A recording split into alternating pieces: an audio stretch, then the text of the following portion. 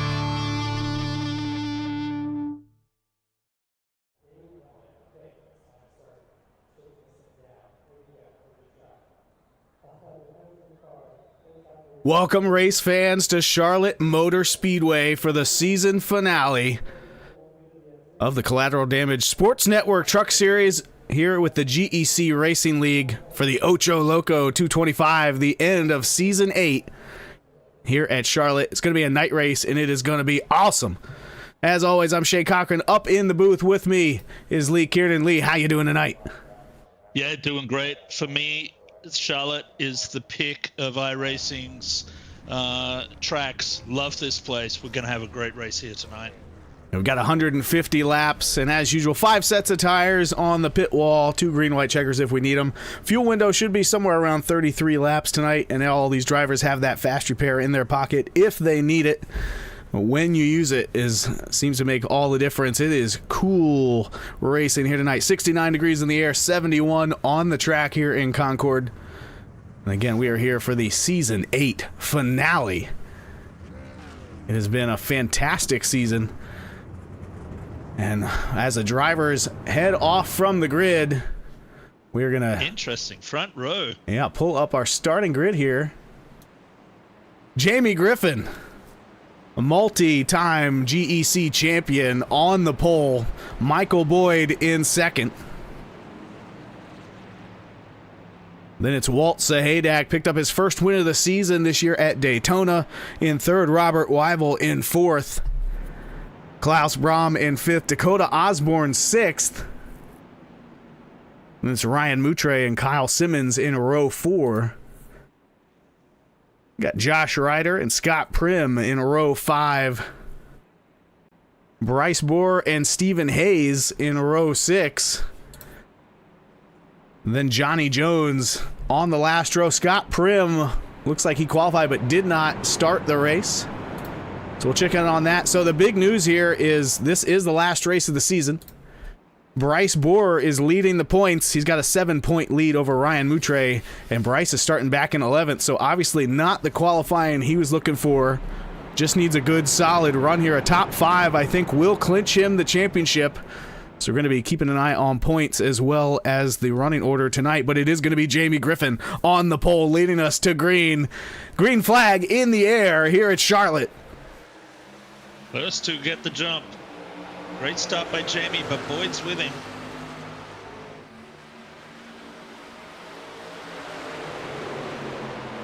Very slippery on cold tires for the first couple of corners. First lap is very sketchy. Get some heat in the tires by the end of lap 2. Oh, Weibel is loose down to the apron. He's going to hold on to it for now, but everyone behind him is scrambling 3 wide through the tri-oval. I think that was Moutre even tagged the grass a little bit. They all keep it straight. Great driving by the CDSN Truck Series drivers here tonight. So we see Simmons jump down in front of the 53. Bohr already on the move, started 11th up to 6th. And looking for more.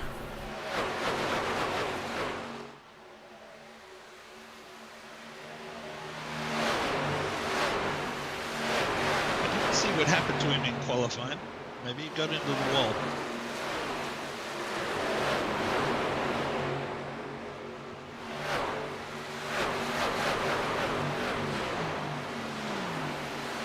Looks like Moutre's going underneath Sahadak there. Take that Oh, and our position. first caution Yellow's is out. I don't see anyone sideways. Could be Boyd, I think. I've got a funny feeling it's Boyd. Front right looks to be stuffed in a little bit. See if we can figure out what that is. This is, oh, for the lead. That's Griffin and Boyd. You're right. 21 hard into the wall. We're going to have to go back and see what happened there. Racing with Jamie Griffin.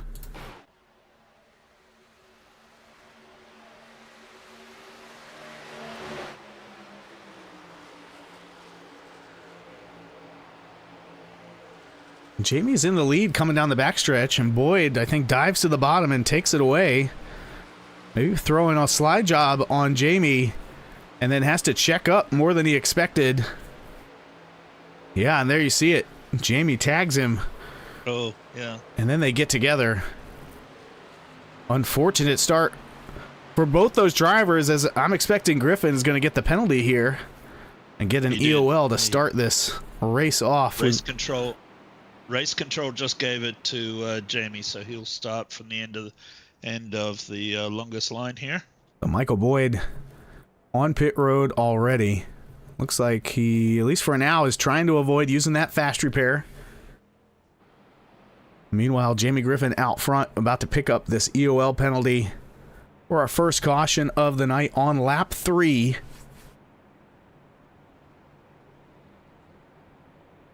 Here with the Ocho Loco 225. That will leave Dakota Osborne as our leader. They're in that 79 Fig Newton Ritz Oreo truck. All right, we talked about... in second.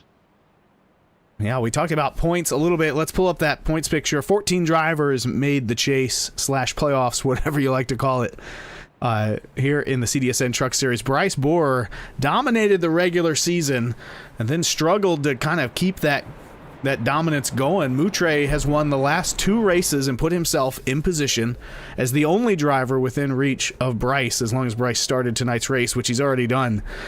So for Ryan to pick up the season championship victory here, he really needs to win the race and then have Borer finish probably 6th or worse. I think if he finishes 5th, they will tie, and the tiebreaker should go to the driver with the most wins on the season, which would be Borer. So he really needs Borer to be 6th or worse while winning. If he doesn't win, he probably needs Borer to be about 8 positions behind him, which in a field this size is going to be a tall order. Other drivers with notable wins. Michael Boyd, a perennial powerhouse here in the Truck Series, picked up a win. Jamie Griffin, a multi-time champion, got back to victory lane. And Walt Sahadak picked up his first win here at GEC. I think all 3 of those wins were crowd favorites. And then Blake Henderson, one of our newer drivers this season, along with Moutre and Borer, he got a victory in there as well. It's been a great season. It just feels like Borer has been the driver to beat. His points have reflected that. And then Moutre has given him a run for the money here in the last couple of races. And it's all going to come down to tonight here at Charlotte.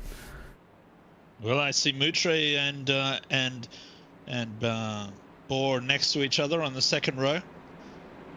I think Moutre's got something for him tonight. Moutre's going to be my pick tonight. Yeah, he's certainly the driver that has everything to gain by winning this race and trying to get even the bonus points for leading a lap and getting that fastest lap of the race as well. So Osborne with a great jump. Brahm holds the bottom. Now Borer slides up in front of Moutre, trying to find clean air there in that middle lane. Nice run by Brahm on the inside there. I think he'll have it. No. Oh, Borer to the outside. To be tight.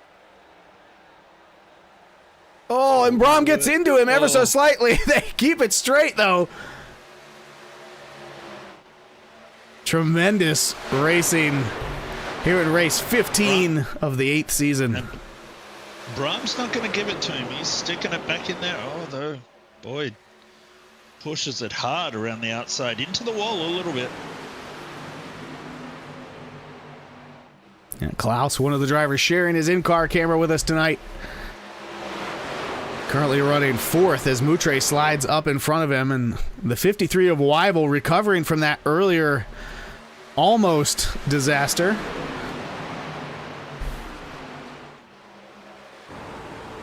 As we jump on board with the 41. Oh, and Klaus!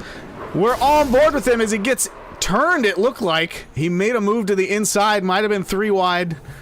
You see the disappointment on his face. We're going to need to go back and take a look at that one. Yeah, I think Boyd didn't see that he was there. He just said over the comps. We're going to need a better view than that.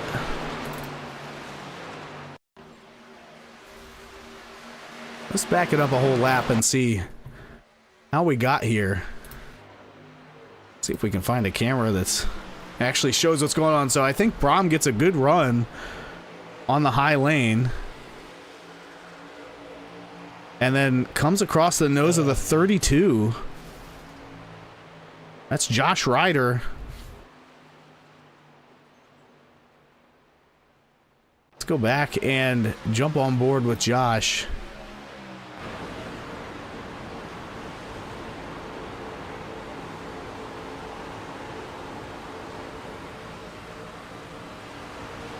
Yeah, looked like Klaus just misjudged it.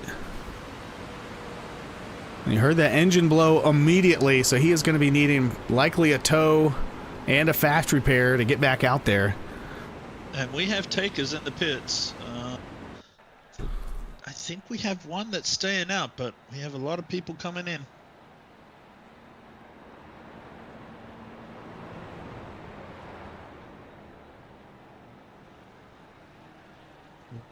That's going to be a good decision for Boyd staying out, I think. Well, yeah, it looks like we have Sahadak, Ryder, and Boyd, the drivers that chose not to pit. Boyd has already pitted back on lap 5 as he was involved in that first caution. But Sahadak and Ryder have not been to pit road yet this evening. We'll keep an eye on if Brahm can avoid going a lap down. We're seeing him in the pits, but I'm pretty sure he's actually towing at the moment.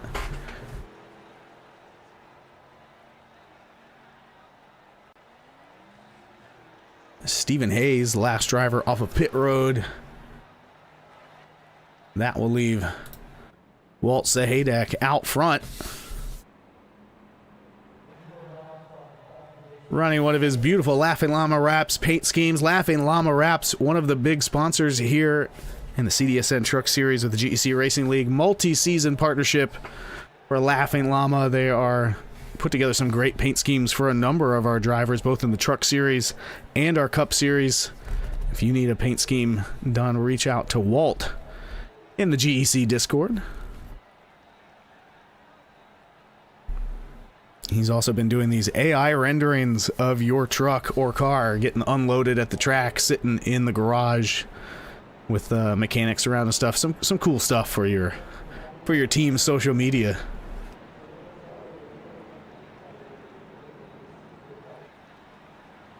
And the lights are out on the pace truck. We're going to be going back green as they come back around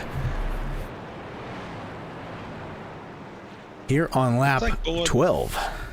Yeah, it looks like Boer beat everybody out of the pit, so he's the first one on new tires. They'll probably come up to temp a little better than the ones that are, have a heat cycle on them.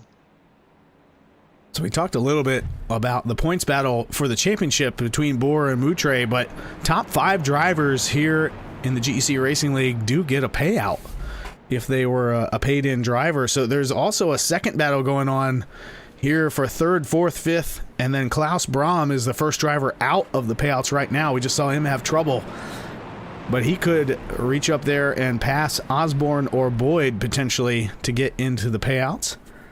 We're going to be keeping an eye on all of our top 6 drivers in points, especially here tonight.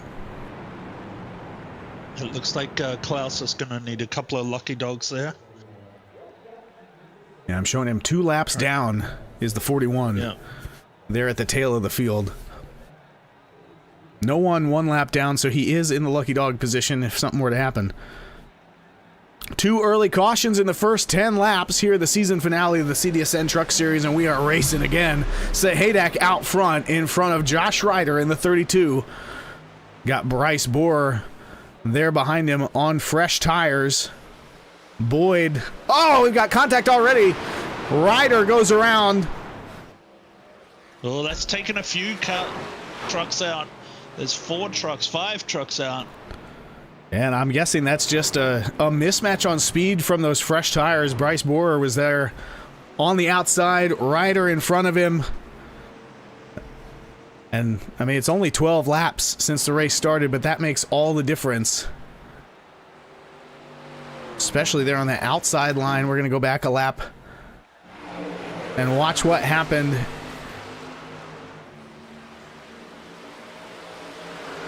You know, Ryder slides up. Oh, he actually has some contact with Sahadak. I didn't see that live. And really has to check up in front of everyone. Griffin with contact. Weibel, Osborne, Johnny Jones into the wall. Brahm keeps it clean. So he should pick up that lucky dog.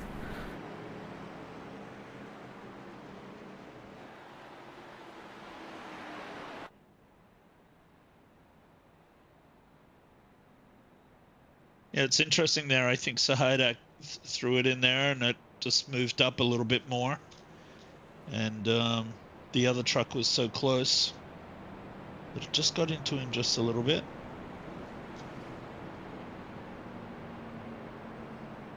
Always sketchy on the first couple of laps at nighttime in Charlotte. Yeah, maybe let's go back and see this one again, this time from Bohr's onboard. Yeah, I mean, Ryder just checks up right in front of him. Not a lot he can do. This time we will watch from Osborne's onboard.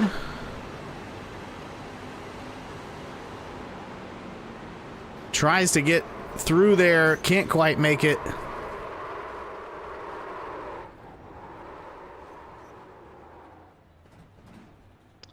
I don't think there was any damage to the front end of Bohr's truck. I'm looking at it now and I don't see any damage. I think he's good. Dodged a bullet there. Yeah, I think Jamie also didn't really pick up any hard contact from that. He should be okay. Osborne is still in the pits, though. Again, when and how to use your fast repair sounds simple until you get in a race, and we've had 3 cautions in the first 13 laps.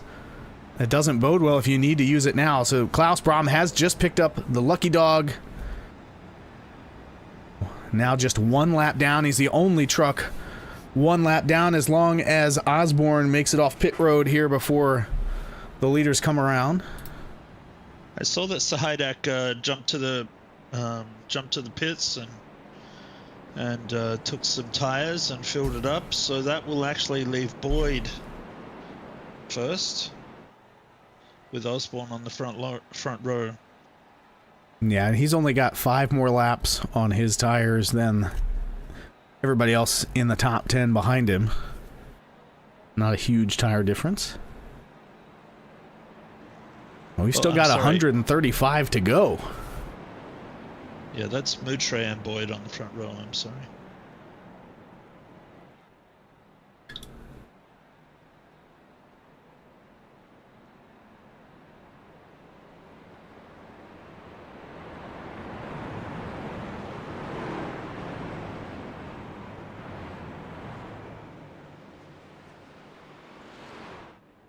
It does look like Osborne was able to stay on the lead lap and avoid using his fast repair.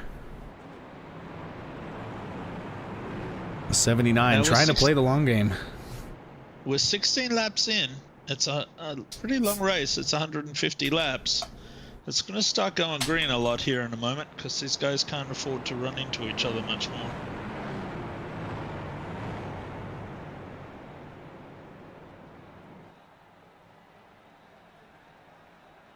And looking at who's moving forward, Moutre's up 5 positions, Bohr's up 7, Hayes up 6, Johnny Jones up 5. And he was actually involved in that wreck, so I think by staying out and not really getting any damage, he gained a few positions there at the back of the field. Up to 8th. Here we go.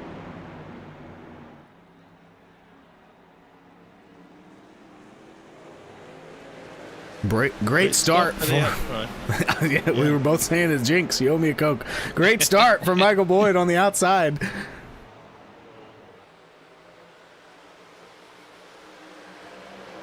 You just get the sense that Bohr has some speed and he just doesn't have anywhere to take it right now.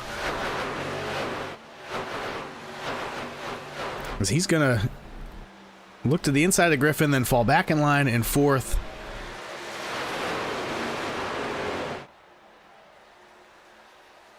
Also looks like Bohr is running a GEC Racing League logo on the hood. You can tell because it's the exact same one on that 5 truck.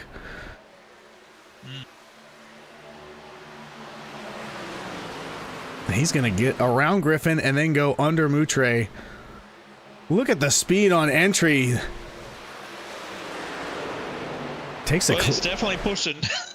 Yeah, he's not wasting any time. Again, he knows the situation as well as Moutre does. And he just turned the fastest lap of the race, and we watched it.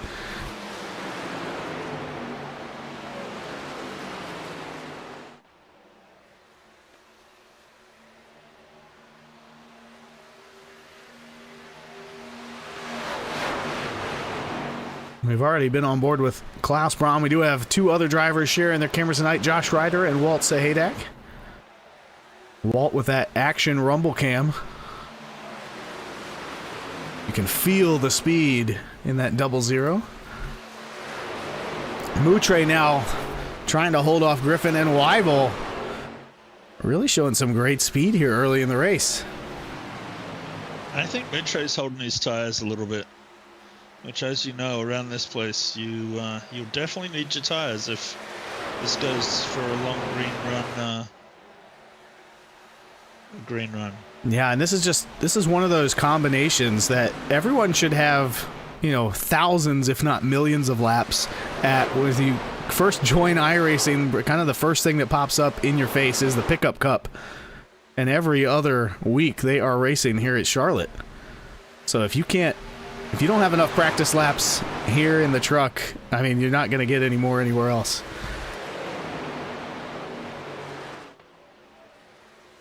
Moutre looks like he found another gear there. Should be watching his lap times.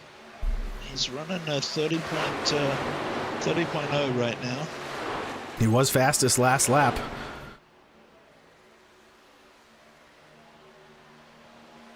I mean, our top four are the four fastest trucks. Our top five are the five fastest trucks. Just not quite in the same order they're running. And then, yeah, you're right. Griffin has got to run on the 44.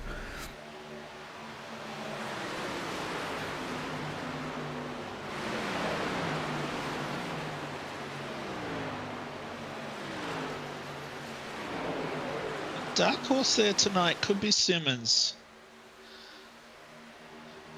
Wouldn't surprise me if he gets up towards the end of the race. Currently running seventh. Jamie sticks that under Moutre. Can he hold it? Oh, I think he got into the wall a little bit, did the 44. Yeah, maybe. I want to thank everybody for tuning in on the GEC Racing League YouTube channel. We see you in the chat. Got Austin Moutre giving some shout outs. Says, let's go Mango. I'm assuming that's a nickname for the 44. These guys have been side by side for a good lap and a half now. It's slowing them up a little bit. Let's let the 53 into the battle as well. He's going to look to the inside of Moutre.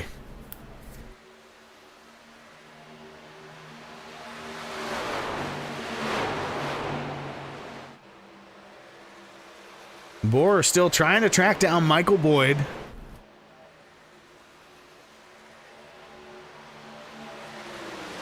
And while the stats, and if you're looking at the wins column this season, the stats are clearly pointed towards Bryce Bohr, but it just feels like at least half of the races look just like this, with Michael Boyd being the best challenger for that 57 truck.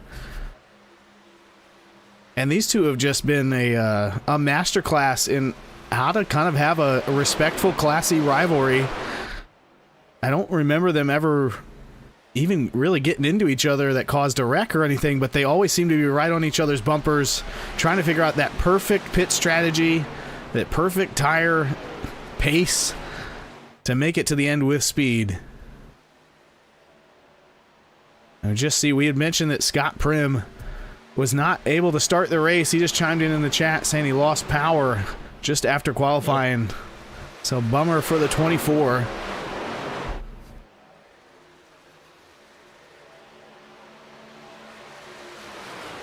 Moutre's pushing really hard to get by Jamie here. He is definitely not holding anything back. All the way down to the white line on entry.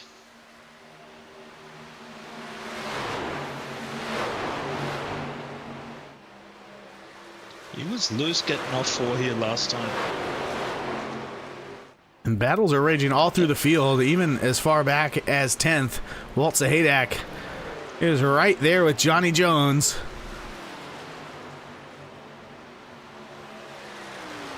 Yeah, it sounds like Kyle has a little bit of damage that he probably picked up in that other crash.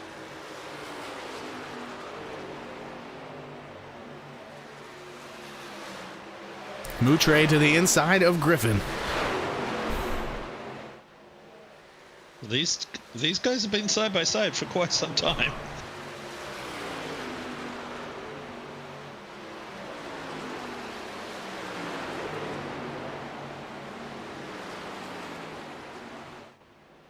Osborne off track. I think he just clipped the grass going through the tri-oval.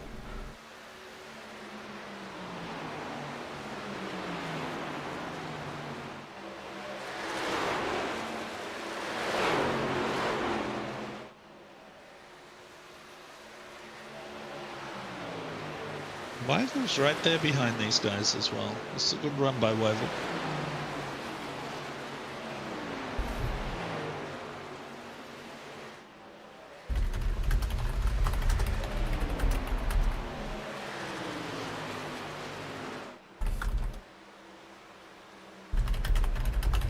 Hayes is running in 6th at the moment. This is the best run for Hayes that I've seen for the last couple of races. The last couple of races have been pretty tough for him. It's good to see him back on point.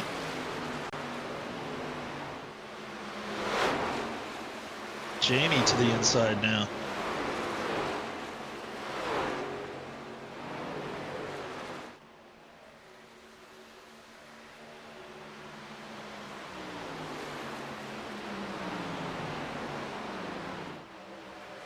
Fastest man on track at the moment is Bohr, doing a 31.3. Boyd has just been able to maintain this about a 1/10 gap. Bohr can get to him, but hasn't been able to do anything. But is this the time? He goes high, and then you can see Boyd just picks up a lot of speed in mid-corner and then tries to throw the block. Not there in time, though. Bohr to the bottom. New leader, the 57. Boyd's not going to give it up. Now he's going to try the top. They are wheel to wheel through the tri-oval here on lap 34.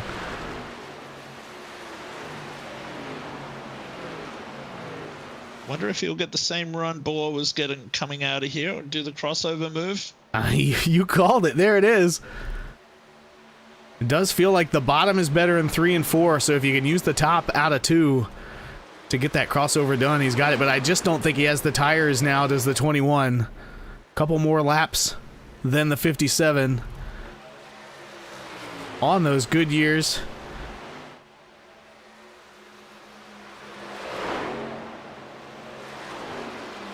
I wonder if he'll slide up here again.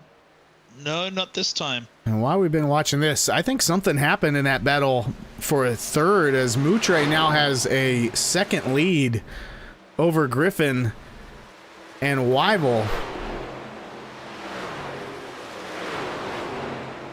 I don't see any contact or anybody in the wall or anything, but clearly something happened. So Moutre pulling away from Wyville and Griffin, now strong in that third position. And looking at the last 5 laps, Moutre is faster than our leaders, but Josh Ryder's fastest on track back in 6th. Man, and that now, was a great run by Boyd just then. He's in the lead. Sorry, what was that? I was just going to say, and as we mentioned, Bohr into the wall and off track. Boy, too much to look at right now. So Ryder has caught Griffin and Wyville, and then Bohr gets into the wall. Let's go back a lap and see how this happened. I believe he got into the wall, if not into the grass as well. Ryder is the fastest driver on track over the last couple laps. He is on the move, but right now we're looking at the battle for the lead. So Boyd got back by Bryce. And then as they come out of turn 4, something goes wrong for the 57. Yeah, it's just like I thought, in the wall, and then not into the grass per se, but into that Charlotte Roval AstroTurf. He's gonna need to get that fixed, because the thing is not gonna handle properly. Meanwhile, here comes Ryder. Having hit that wall a few times myself, I know what he's dealing with in the cockpit right now. We're on board with Josh Ryder in the 32 in 5th here between Robert Weibel and Jamie Griffin. Fastest truck on track right now. He's going to dive to the bottom. Look at the run he gets. And again, I mean, he has fresher tires, but it's only 4 laps fresher than these other few, as Ryan Moutre has just assumed the lead. Yeah, Boyd's hit the pits. Yeah, you're right. And then Boyd in the pit. So a lot going on here.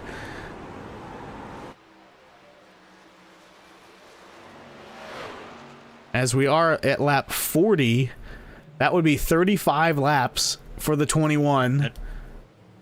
Ryder going around the outside of Bohr in turn 3 and 4. Look at that. That 32 is got a rocket booster on. I wonder if Bryce is out of fuel or something. He is dropping hard. Here comes Griffin and Weibel. Or if it's the damage. So Ryder up to second. I think it is the damage. Johnny Jones tagging that tri-oval grass / astroturf again. Griffin now looking to the outside of the 57.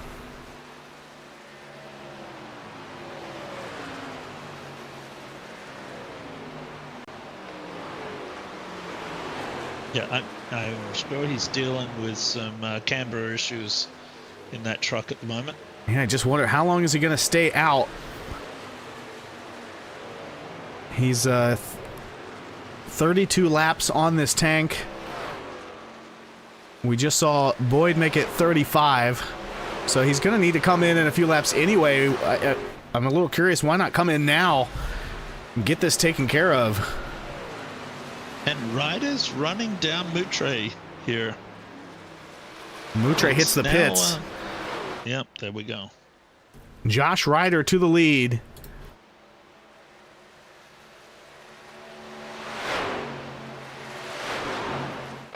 One of the fresher faces here at the GEC Racing League, but a great community member. Always happy to join the post-race after parties. He's going to take the lead for the first time tonight here in the season finale. Jamie Griffin entering the pits. Look at Josh's stats. He is 7th in the standings. No wins this season, but he's got 10 top 10s. That is consistency. Well, right now he's out front. Ryder out front with Weibel and Sahidak, followed by Osborne and Hayes. And again, with all of those cautions we had early, it's just opened up the door for a lot of varying pit strategies. So everyone's on slightly different fuel tanks. The 82's around. Sorry about that. The 82's around. Oh, almost contact for a couple more drivers. That's going to bring out our 4th caution of the night. And this will be interesting as we're kind of in the middle of a pit cycle. So Griffin, Brom, Boyd, Moutre all a lap down. Now everybody who's on the lead lap, they're going to have to pit anyway.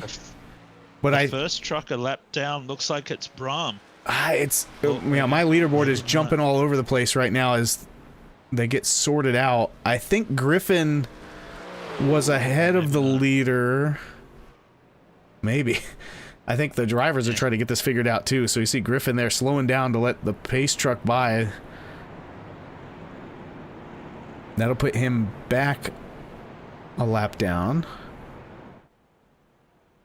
And right now he's behind. Well, Weibel's on the lead lap. He hadn't pitted yet. So, yeah, I think it's going to be Griffin. I think it's maybe. Lucky dog, which is unfortunate for Brom because he had been trying to work his way back to the lead lap here for a while. But it's also going to be unfortunate for Boyd and Moutre and Bohr. Yeah, this is going to be interesting how this plays out. So I'm showing Bohr is a lap down and he just pitted. Did he use his fast repair then? He did. Ooh. And so just the timing of this could not be worse for the 57. No, it couldn't, because if he had waited just a couple of laps, which he wouldn't have known, Yeah, I don't think he he would have been able to get that repair could fixed. have. Yeah. Everybody that's out of fuel is out of fuel. They made it to 36 laps with some of these cautions, but Yeah. otherwise. Racing incident, that one. And yeah, we didn't even have time to go back and look at it yet. That was Hayes in the 82. So now that we've kind of sorted out the running order, let's go back and see what happened. He's racing with Osborne. Ooh, just they disagreed on the turn at the entry of turn 3. That was a interesting one. Let's try another angle. Oh, it just maybe Hayes drifted down. That really wasn't turn entry just yet. They're kind of just on the straightaway. I think they both kind of moved towards each other, because before then, I think it was Osborne or whoever it was, moved up that Oh, lane. you're right. See Yeah. there? Yeah. All right. So Bryce is going to get a wave around. Moutre is going to get a wave around. Again, I'm a little confused at exactly what's going on here because of the weird timing. The iRacing scoring is being a little bit confusing because I think the leaders. Borer was in the pits, so he didn't get a wave around by staying out. Yeah, don't know. But one way or another, it's going to be Josh Ryder in the lead, Walt Sahadak in second. They're coming down the backstretch. We were restarting here as we've got Griffin, Moutre, Boer, and I think that's Boyd all getting their wave around. They're going to catch up to the field here as they get to turn 3. The iRacing gods shined on them then. That was very handy for Boer and Moutre. And so how that's going to fall out, we still have 12 drivers on the track. Kyle Simmons is the only driver one lap down. I think he was the one that caught the bad luck out of the timing of that caution. But this is going to be a bit of an awkward restart. So the first 3 or 4 rows are side by side. Then there's a whole tail there on the bottom line of drivers taking that wave around. But it's Josh Ryder out front. He takes the green flag. Great start on the outside. Sahadak slides up in front of Weibel. And here we go. So, I mean, the driver is in the lead. Their tires are fresher than the drivers had to take the wave around, essentially. That's how it's going to fall out. So there's no... Oh, and Hayes is in the wall. Hayes into the wall. And into Griffin and into Simmons. Oh, and now Griffin gets spun again. Contact. Here, that's another caution. Yeah, that... Ooh, Simmons. So he's not going to get his lucky dog out of that. Griffin with, hard contact to the rear of the truck as he gets into the wall. Yeah, both those guys are going to have to use their fast repair. Let's back it up all the way to the restart. So Hayes looks like he just gets a bad restart on the outside. And then you've got Griffin leading the charge of those drivers who had to take the wave around.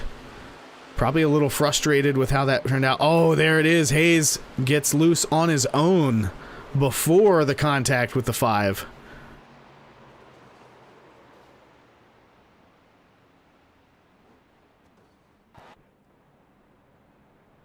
So you see the EOL being doled out for the 82 from race control.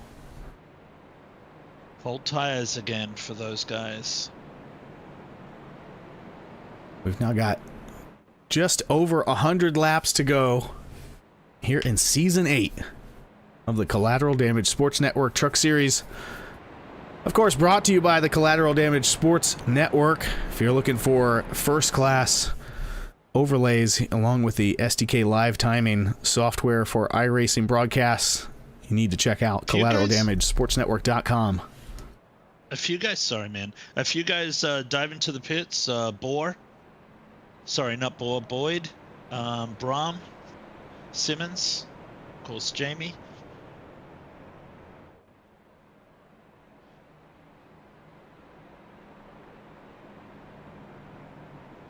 a great job again on the overlays that you've done this week. Just amazing. Yeah, it's been a lot of fun to showcase the stuff here. I've got a lot of stuff in the works right now. We're working on a multi-class suite of stuff, and then just got a request today to work on a special qualifying plug-in for the Indy 500s coming up, as that is an abnormal really cool. qualifying. You know, most NASCAR races, it's you get 2 laps and your best one counts. In a lot of road racing, it can be more of, an open qualifying session where you just turn laps, and it's the best of. But Indy 500 uses a 4-lap qualifier with the average time of those 4 laps, so it's going to be should be an interesting challenge, and help out with broadcasts all over the world doing their Indy 500 here in about a month. Yeah, that's awesome. My favorite was what you did last week. I thought the color scheme on that was incredible, and I know you can customize those overlays. Just a beautiful job. Good job. Yeah, one of our specialty offerings is for folks who are buying plugins. We also add on a custom styling to match your branding, your logos, your sponsors, whatever you need. We can get it done at Collateral Damage Sports Network. We also offer some audio production files if you're looking for a great national anthem recording. We've got the U.S. one, we've got a Canadian one, and we just mentioned the Indy 500. We're going to be putting out a back home in Indiana track that you can buy, again, to enhance those Indy 500 broadcasts. And then I've actually had a couple suggestions for an Australian national anthem. We've got that one in the works as well. I would vote for that one, but yeah. A little biased, of course. Yeah, I think sometimes we lose sight and think that Americans are the only people as passionate about their oval racing and hardcore door-to-door road racing, but there's a lot of folks out there, especially down in Australia. Yeah, SVG and Marcus Ambrose have done a lot for NASCAR in on the other side of the globe, so I think we're coming to the green here now. So it's still Josh Ryder out front. He's led 9 laps already. Michael Boyd has led the most with 24, as he was able to hold off Bryce Bohr and then battle with him for a long green flag run there earlier in the race.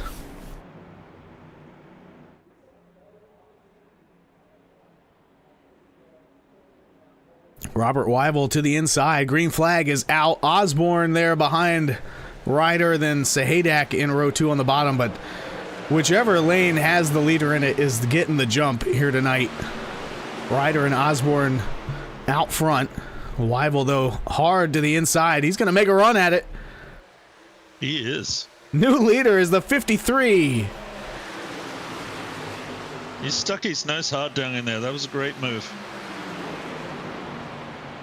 And here comes the train on the bottom, so everybody blowing by Ryder. He's not at a tire disadvantage necessarily. Oh.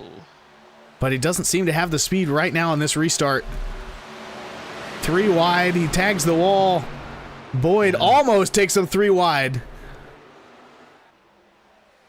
I'm glad he pulled back out of that.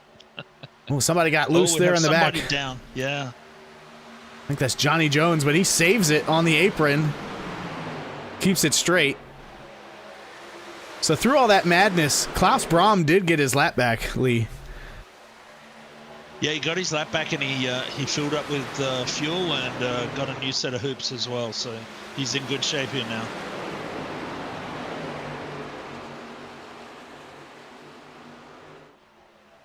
Stitley Motorsports teammates Sahadak and Griffin running back in 7th and 8th.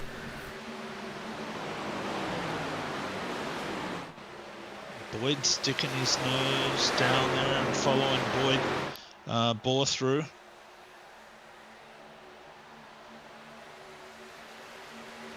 We talked about some of the teams this season. Right now, with Weibel out front, Dirty South Racing is leading the way. ALR, though, has just been that team to beat with Bryce Bohr, the number of others on most of the season. They have definitely been the glamour team of this season. Right now, amazing. Yeah, all 3 of them in the top 5. Moutre leading the way in 2nd. trying to track down Robert Weibel.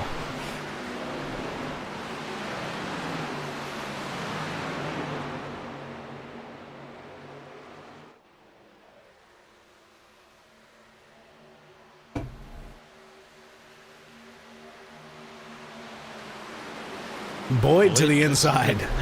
Yeah. Boyd's pushing hard tonight.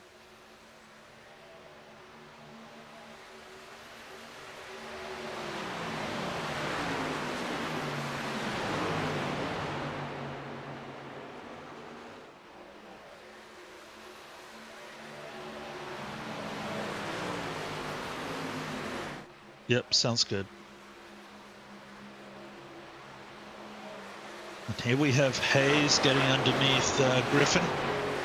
And in front of them we have Simmons. Remember, Simmons is a lap down.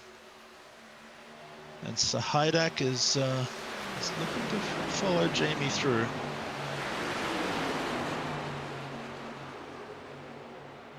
Jamie's run a high line there in turn 1 and 2 quite often tonight.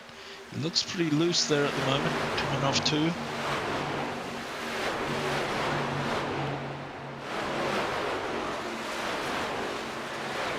Oh, Jamie sideways there. Went into the pits, but he did that to save that. Not exactly sure where he's ended up.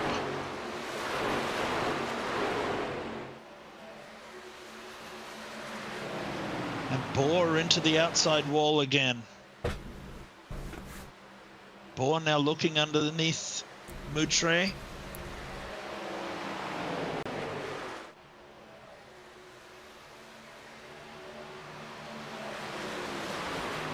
Moutre right on the back of Bohr right now.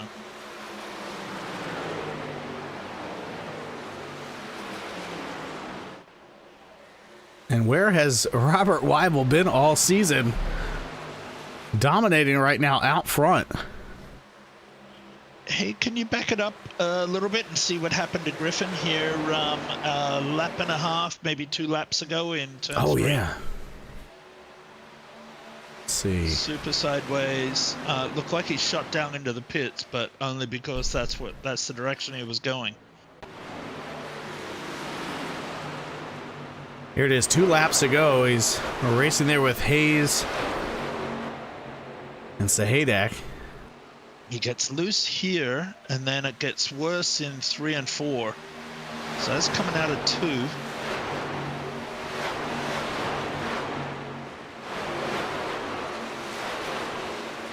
Ooh. And there he goes. Oh, I don't know if he, that looks like he did not pit by choice. But miraculously did not pick up a a black flag. Got down to pit speed. Too much damage. Wow. Yeah. It's exciting. Did he drop a lap there? I'm not sure if he is 1 lap down behind Kyle Simmons, who's in the Lucky Dog. He's about a half lap behind the leaders. That was a pretty eventful lap for Jamie just then. Weibel's doing an incredible job out front. Looks nice and steady.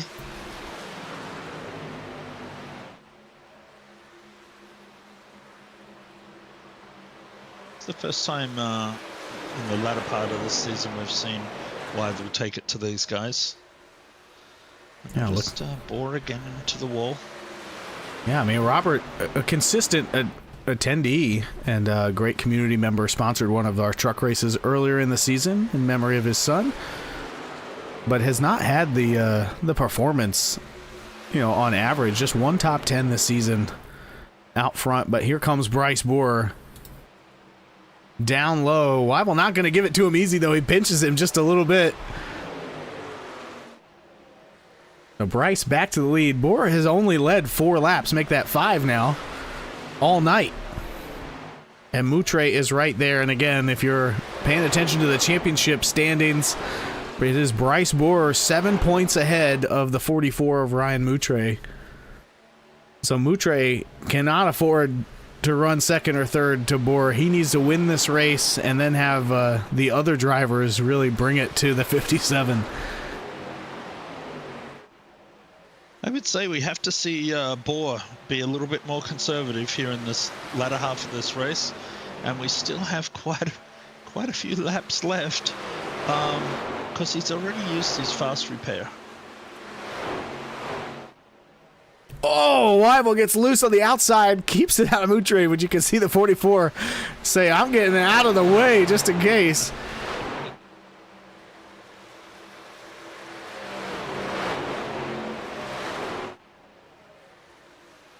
There's just been some phenomenal racing here tonight. Again, the combination of these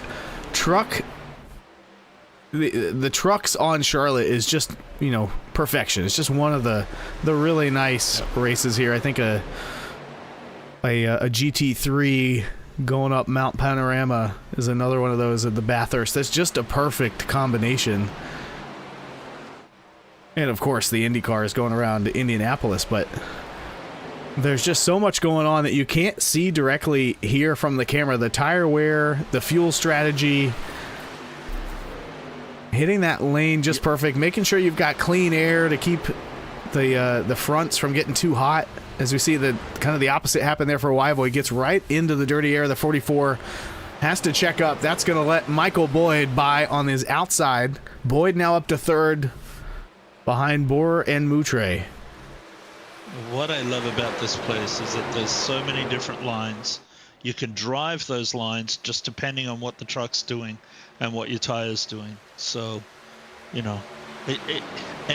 there's no one line that's the quickest or the most perfect line. It just depends on the temp, your tire, and how you're driving. So that's why I love it. So we jump on board with the 79 of Osborne. He's running back in sixth, trying to get by Josh Ryder for fifth.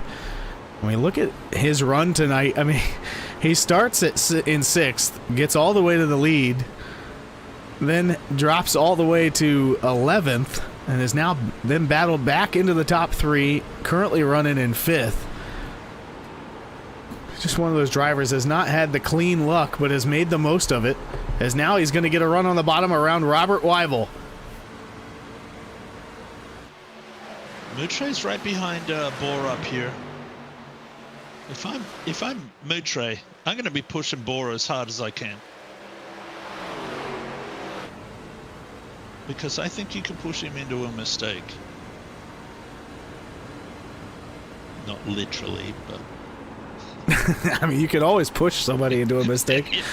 yeah, I don't mean that literally.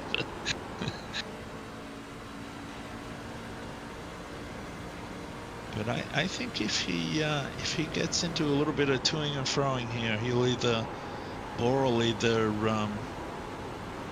let him have it or make a mistake. And then you can see him gaining there. Ryan Moutre, again, teammates with Bryce Bohr at ALR Racing, running second in the points. He's got 3 wins on the season, 2 of those in the last 2 weeks, and 9 top 10s. And he did not join the league at the beginning of the year either, so kind of starting with an uphill battle already, but just a great season for ALR. Some new faces here at GEC. I'm sure we're going to see great things out of them in Season 9. So this is the season finale here for the CDSN Truck Series. We are already looking forward to Season 9 of both our Truck Series that run on Tuesday nights and our Cup Series that run on Thursdays. If you're looking for a great community with that is open to helping you learn and then getting you up to the Cup Series when you're ready, check out the GEC Racing League. The link to our Discord is in the YouTube description. I'd love to see you out there. Just like these ALR boys. Ryan racing out of St. Joseph, Missouri. And I believe his profile picture is actually him, Bryce, and one of their ALR buddies. I don't know their faces well enough to say who it is, but I do recognize Bryce there on the end. Look, what a race. We're exactly halfway through the race. Here's the season. The season's right here in front of us. So whatever happens to these 2 cars here could determine the season. Yeah, and this is This is just fun because I feel like in the last couple seasons, you know, whoever's in the lead is pulled away so far by the season finale that they basically had it clinched. But Moutre has made everybody keep it honest here, especially Bryce Borer here in the final race. Wow. Again, it's 7 points that separate these two drivers. So Moutre needs to win this thing, and then he needs Bryce to make some mistakes or have some bad luck. Did you see how low Borer was then in turns 1 and 2? He was below the actual below the white and blue line there, and that actually took him up to the wall in turn 2. So they're pushing hard here. He's on the line that time. At least he's not below it.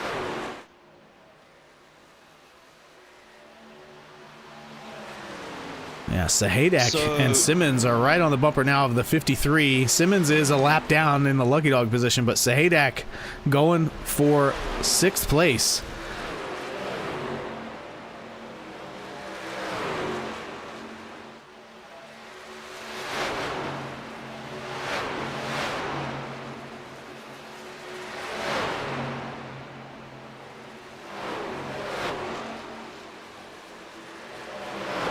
Oh, Jamie into the wall was in, I think it's turn 1.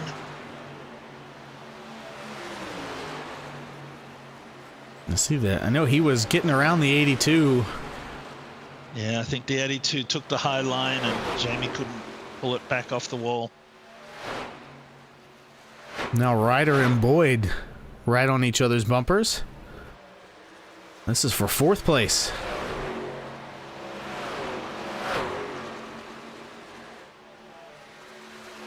We got a battle for the lead brewing too, as Moutre is there.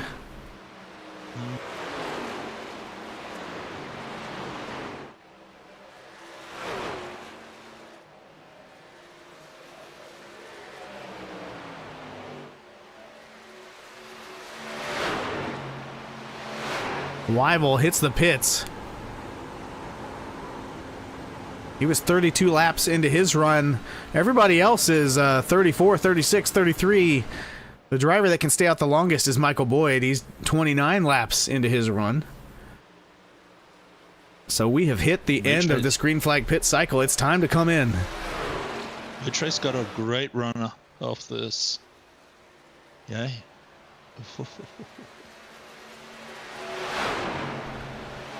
And this is a question I don't know if I know the answer to as a driver.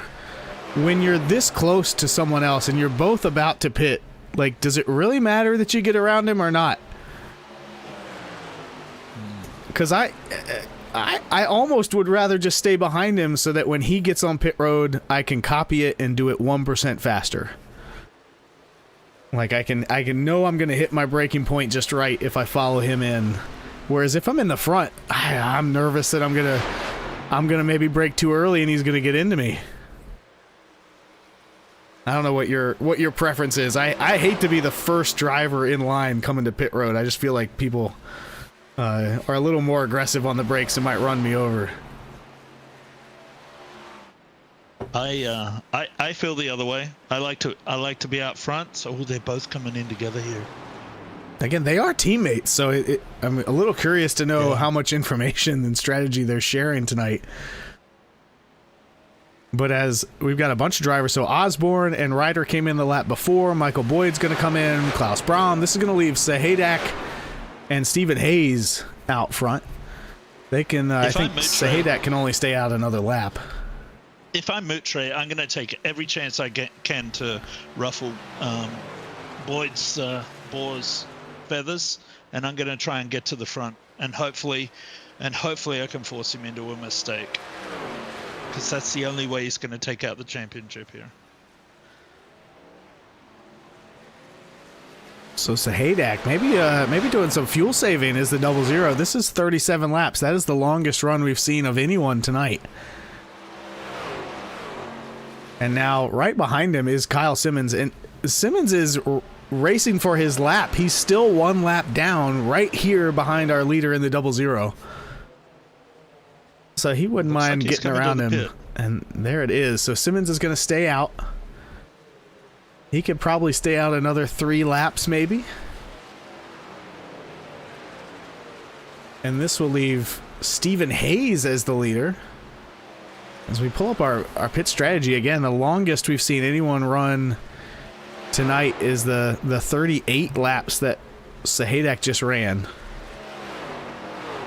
No, actually Moutre made it 39. I don't know whether Osborne took just 2 tires, but he leapfrogged both Bohr and Moutre then. Let's take a look.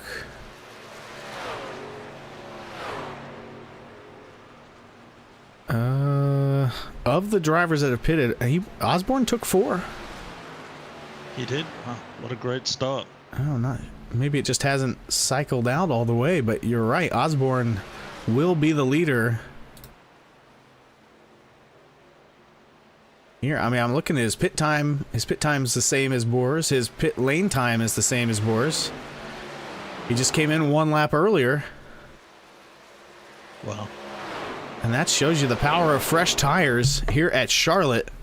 So as Moutre and Bohr are battling side by side, and Griffin is right there. Now, he has not pitted yet, but he doesn't have to for maybe another 7 or 8 laps. He's hoping for a caution. You know, maybe, or a little pit strategy. So you've got, with 65 to go, we've seen drivers make it 38 laps. That means you're looking at 76 for a one-stop strategy. So all of these drivers that have just pitted, they only need 1 more stop. Yeah, so I think Griffin's just got his fingers crossed here, trying to get a lap back the hard way. Yep. But he is running 4th right now as Boyd goes by on his inside. So it's Osborne, Moutre, and Bohr. Oh, Bohr hard into the wall. And again, that's the 3 ALR teammates are just really going at it here at Charlotte for this season finale. On this set of tires, Bohr doesn't look quite as comfortable. I don't know why.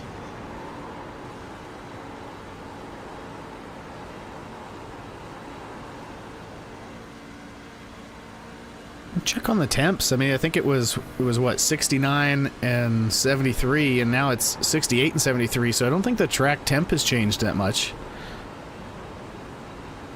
Oh, and Moutre's running Osborne down now.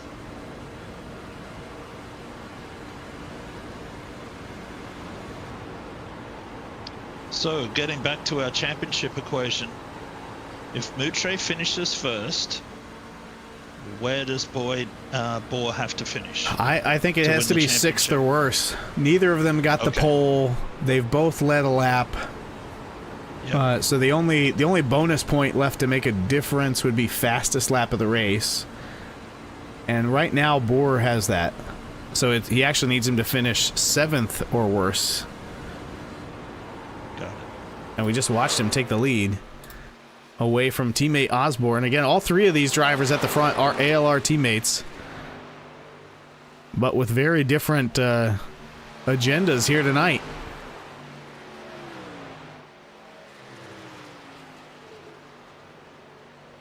I mean, I love that Buc-ee's paint scheme. Let's talk about Buc-ee's a little bit. I just went to Buc-ee's for the first time this summer or this year, and you know, I'm curious. What are your opinions on the Buc-ee's, Lee? Yeah, I love Buc-ee's for one reason. I love the visual of their logo.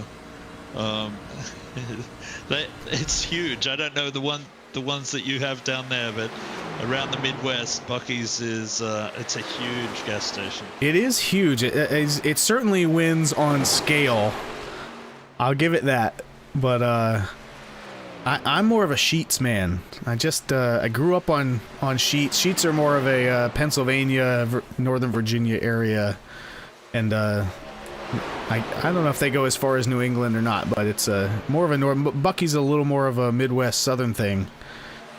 But around our parts, it's really Sheetz versus Wawa, and I'm just I'm not here for the Wawa. I'm here for the With sheets. the big travel centers, I think it's Buc-ee's and Love's. Love's is huge. Love's is out of Oklahoma City. So yeah, I think they're the big ones here. Now we have Loves, but they're like truck only stops in my neck of the woods. Or Oh, not really? truck only, but very truck centric. It's not a if you got the family in the minivan, you're not Yeah, going to maybe. Loves here. But I do realize out west it's a little different. Anyway, let us know in the chat. How are we? What are your Sheets, Wawa, Loves, Buc-ee's? What do you like out there? I just feel like Sheets wins on the food. They've got We fantastic have Quick Trip here in the stuff. Midwest, which is one of the better ones. Let's throw that in the mix too.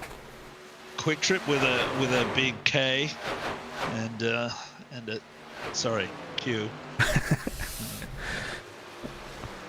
But yeah, I've seen the. I don't know if I've ever been to a Quick Trip, but I've certainly noticed that they sponsor a lot of NASCAR races. Well, we've got a Royal Farms fan in the chat. I'll give you that. They do have some really good fried chicken at Royal Farms. That's a newer appearance here in the Richmond area. I love the Mavericks through Colorado. Boyd's right on the back of Osborne here now. Looks like he's looking up the inside here.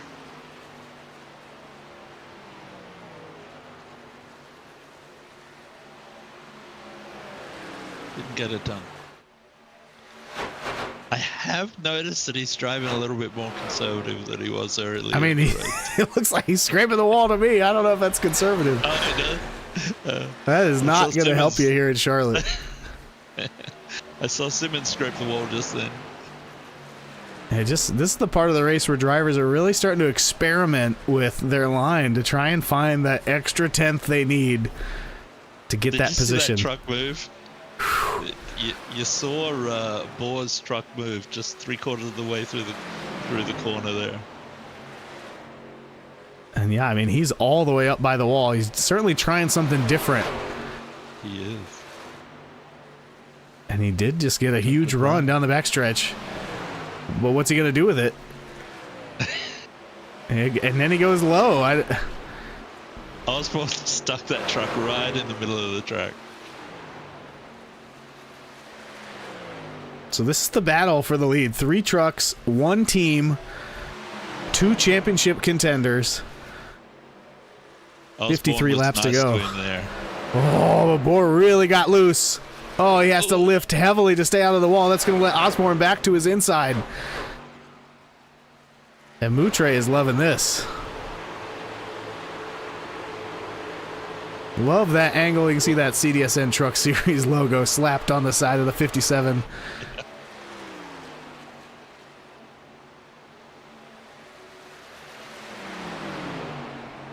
Osborne went for a nice crossover move here earlier.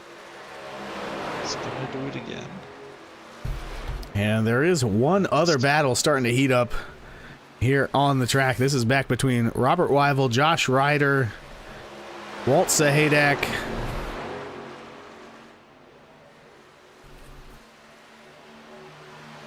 I hate to tell you, but I think my money would be on Brom.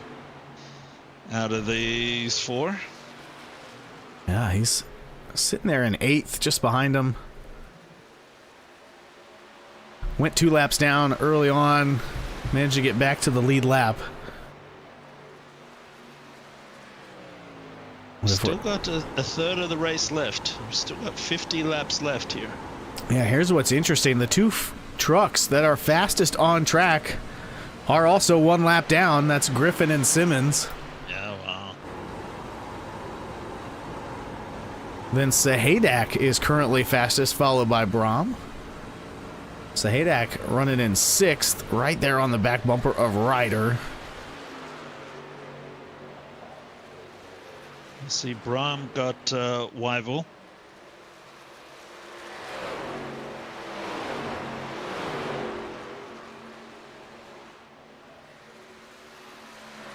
Again, we got a couple of drivers sharing their in-car with us tonight. Brom, Ryder, and Sahadak. And right now, Brom looks comfortable. He's having fun. Ryder looks nervous. I think maybe his tires are starting to give out. He's feeling the pressure of Sahadak just behind him.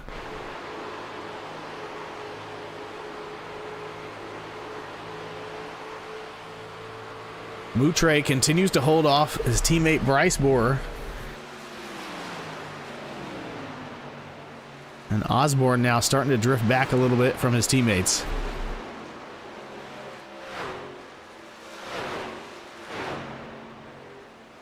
Ten drivers on the lead lap, 12 drivers on the track. Walt's very close to Wyville here.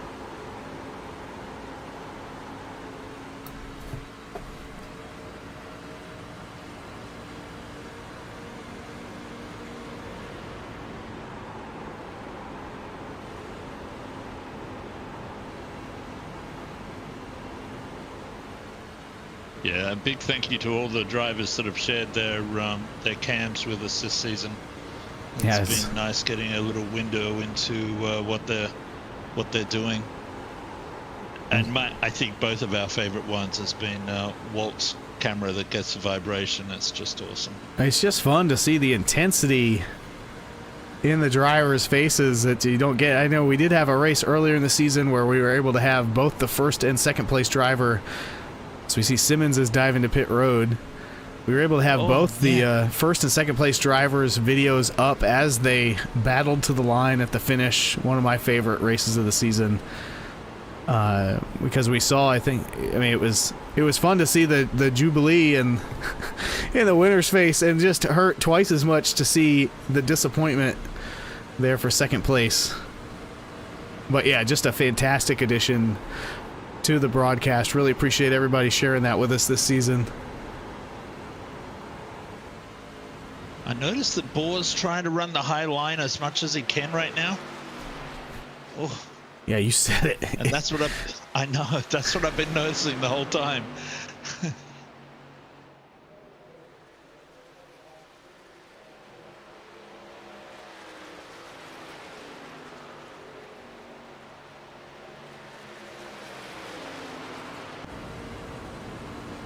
See, Jamie goes underneath both Ryder and also Sahadak. Yeah, with Simmons coming to pit road, that leaves Griffin in a lucky dog position. And Brahm coming up to the back. Sorry, coming up to the back at Sahadak here now as well.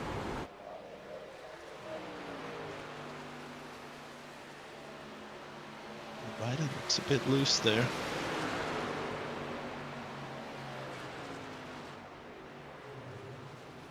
Walt's got a good run on him this time.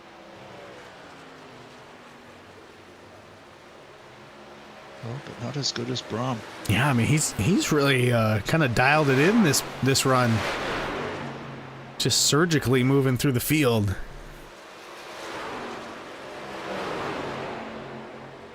Man, that was a great move by Brahm. Brahm had so much speed then, and he just chose to back off and not dive it down the inside of Walt there.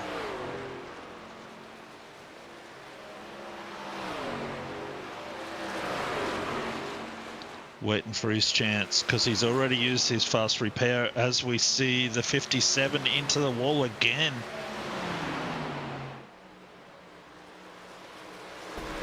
And that was harder than what we've seen in the past. Yeah, earlier in the race he got into the wall so hard that he had some damage, and we watched him back up through the field. And he did end up having to use a fast repair to take care of that. So he can't afford to get into the wall too hard. We have just 41 laps to go here in the Ocho Loco 225 season finale, season 8 of the Collateral Damage Sports Network Truck Series. I think struggling there. Yeah, I mean, I think he just used him up getting to second. He was sideways on the way in, he was sideways on the way out, and he hit the wall on the way out.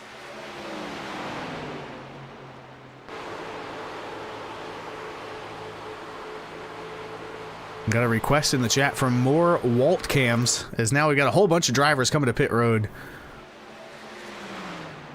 Boyd coming off, Brahm coming in. Wyville, Jones, and Simmons currently on pit lane. Moutre out front. He's 30 laps into his run. He can stay out there for a few more. And I think, the smartest way to do this would be to split this final stage. Stage in quotes. We don't have stages this season, but to split this final run evenly, you want to pit in about 4 laps.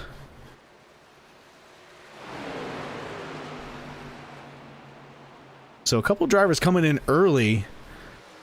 That actually makes me a little nervous. So 39 to go. That's the furthest we've seen anybody stretch fuel with caution laps. So if you just pitted, if you're one of those drivers, Boyd, Brom, Wyville, Jones, I'm not really confident you can make it to the end without doing some significant fuel saving.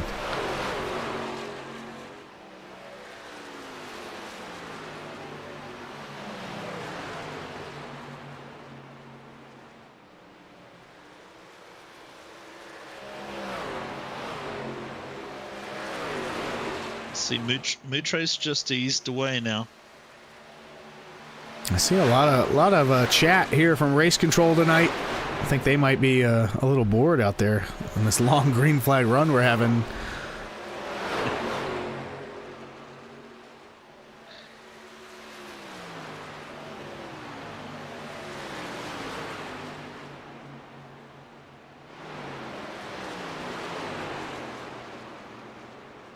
No sooner I say that than Boyd's coming to the pits here now. You're right. And he got a little squirrely, and he goes around on pit road. It stays green, but the 57 has gone around. I'm not sure how much damage he picked up there. Look for a black flag. I wonder if he got a black flag there. I'm not seeing one. I think he got it slowed up. He just went around. Let's see if we can back this up.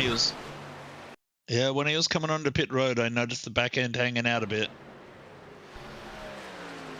Oh, and he did everything he could to stay out of those barrels, and that put him in to the inside wall. Hard contact on that right front. Now remember, he's already used his fast repair. That's right. So this is going to make this race really interesting now, as Moutre may have the bad luck he needs. But can he jump on that? Sahadak is leading the race right now. That would have been the end of his championship if he had hit those barrels. So Moutre's coming off pit road. That was a great save in the end. And Griffin's coming around. I think Jamie Griffin might have leapfrogged both of our leaders. No, he's not quite going to catch Moutre, but he is going to be in the running there ahead of Osborne. He undercut. Again, he's been on this kind of alternative strategy, trying to get his lap back. It's got him up to 4th place. He can run another 10 or 11 laps before he has to pit. And Moutre gets down on the apron and goes around and saves it. Oh my gosh, how did he save that? Oh, wow. I thought he was gone. I think the pressure is on right now. So with Moutre having that incident, Bohr having his pit road incident, their teammate Dakota Osborne is set to inherit the lead. Both Sahadak and Hayes running 1-2. They are 35 laps into about a 36 lap run. They're going to be coming to pit road now, and it looks like maybe Griffin had an issue. Looks like he's okay now. Still running just ahead of Moutre. So has that temperature dropped a little bit? Because I'm seeing some trucks move around quite a bit again. Again, it looks...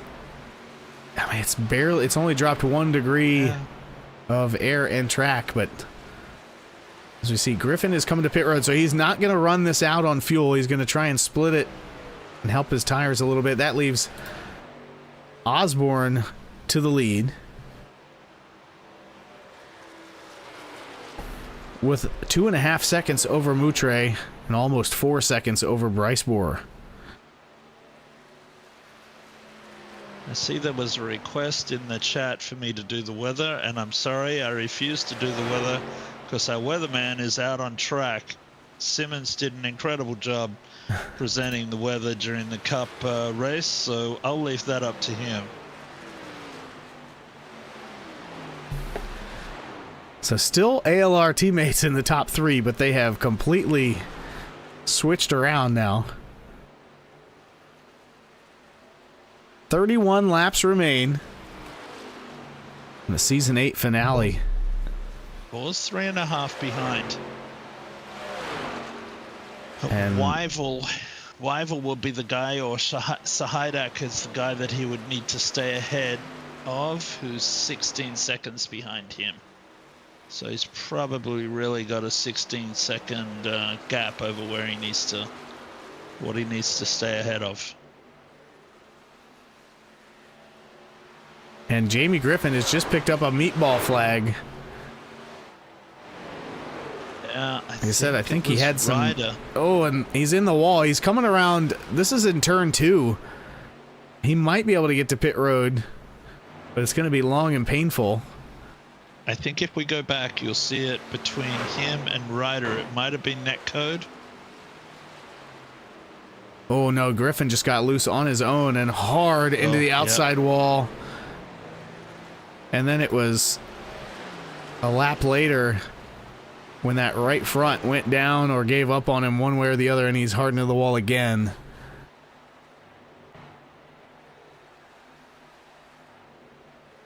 So it looks like Griffin's night is going to end.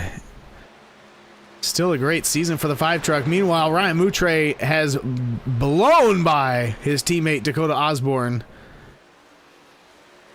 Wow.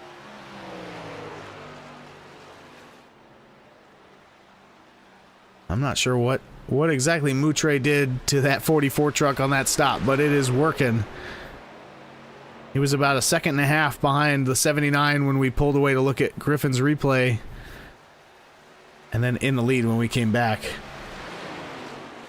27 laps to go, and Bohr's 3.5 seconds behind Moutre, the leader.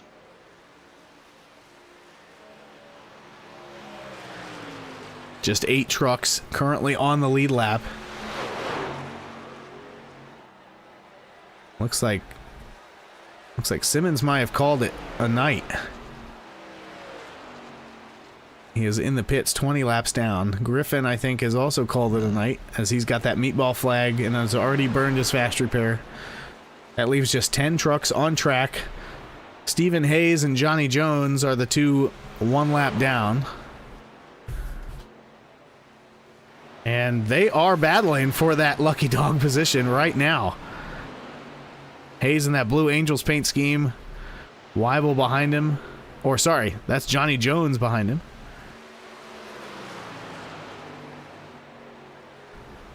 You know, Boyd had a lot of speed at the beginning of this race, and he's dropped off.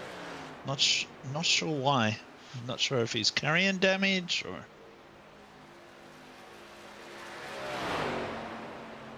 I'm not showing any penalties or heavy contact for the 21. Yeah. Just he was so quick, and he qualified. He qualified on the front row, if not on pole.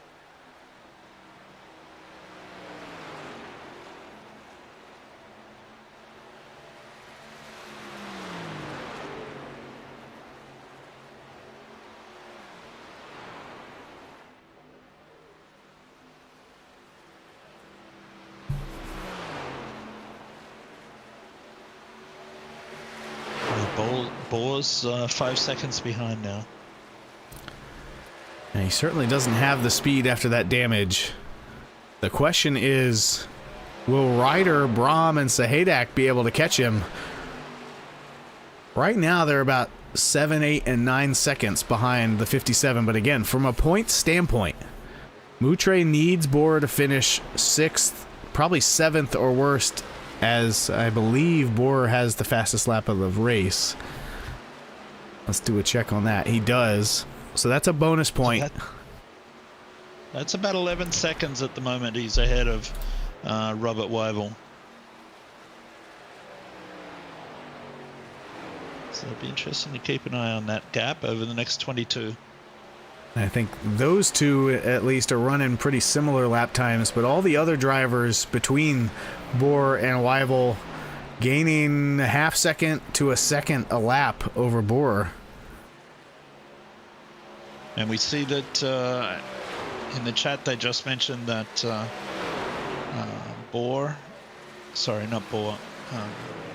Walt and Brahm are fighting over fifth at the moment.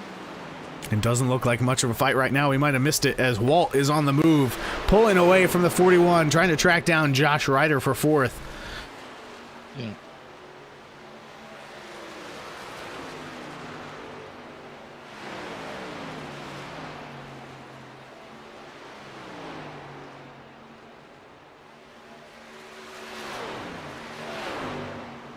Driver's pretty spread out. It's like a new paint job there for Ryder. I don't think I've seen that on his truck before. Yeah, this monster Puma combo With the day glow yellow wheels as well.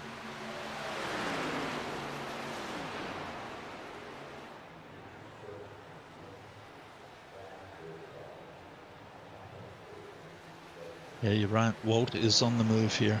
Yeah, this is now the closest battle on track as the 00 tracks down the 32.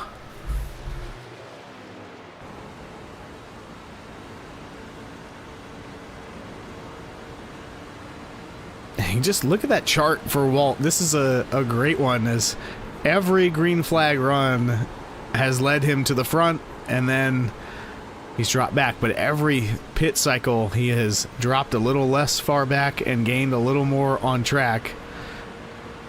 Led 9 laps tonight, currently running 5th, trying to get 4th is Walt Sahadak. Picked up his first GEC win in the season opener at Daytona to start the season. Been great to watch Walt. He's got him this season. Yeah, He's going to take it. That puts him just 6 seconds behind Bryce Bohr now.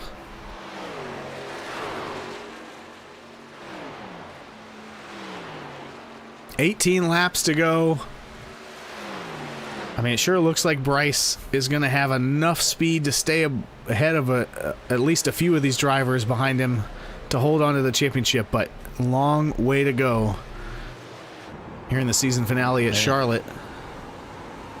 Mitre has the hammer down. He's 7 seconds ahead of Bohr now and stretched his lead out over Osborne to 2 seconds.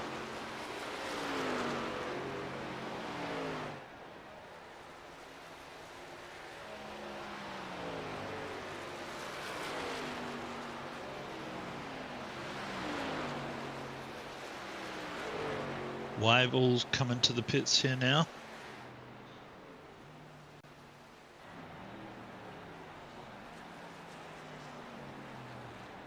Brahm as well. So they were a couple of the drivers that had stayed out a little bit longer. I believe, man, it's going to be close though. So Osborne is going to need to run 37 laps to make it to the end. Mitre is 2 laps better to the good. I think Michael Boyd can't make it. He is 40 laps he's going to need to make on this run. I don't think he can get there. But Mitre is fine, and he's out front.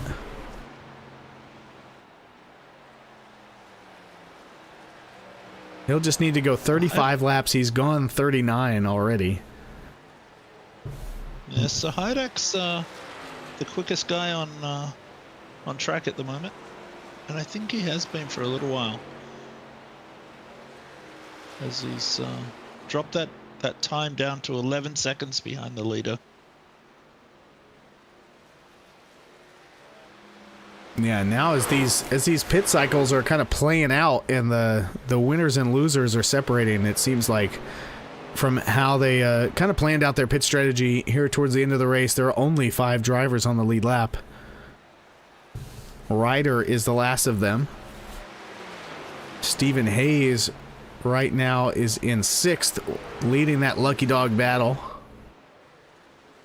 Then Brahm, Weibel, and Boyd and Johnny Jones behind him. Look at the difference in speed with tires, with and without.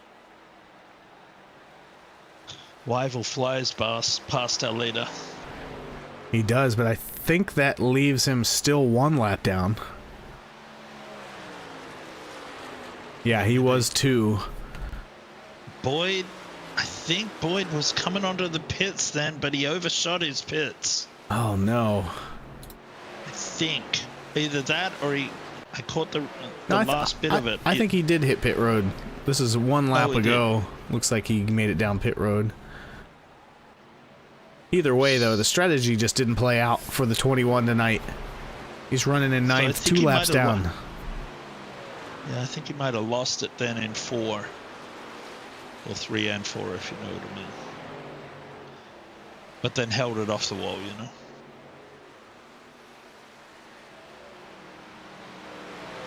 Yeah, So, GEC being on the logo on the hood of the 57 has caught me a couple of times.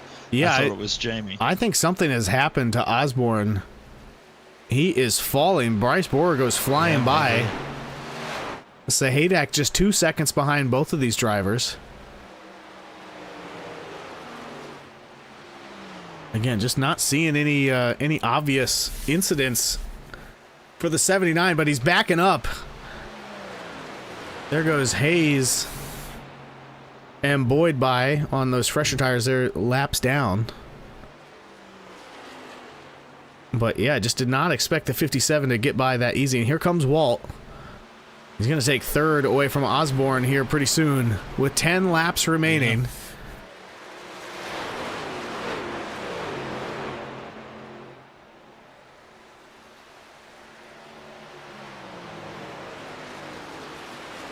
And this race might come down to one of the closest points races for a championship in GEC history. If Walt gets by Borer, let's see, I think it would just be a 5-point victory for Borer over his teammate Moutre.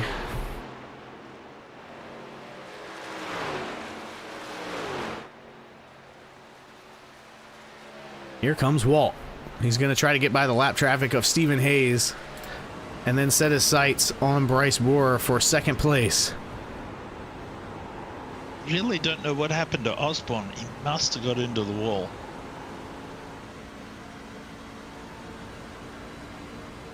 Yeah, he hasn't picked up an incident point since lap 44. Must be his size then. And yeah, I mean, he's good on fuel. Pretty sure he took all 4 tires, so it shouldn't be anything to do with that.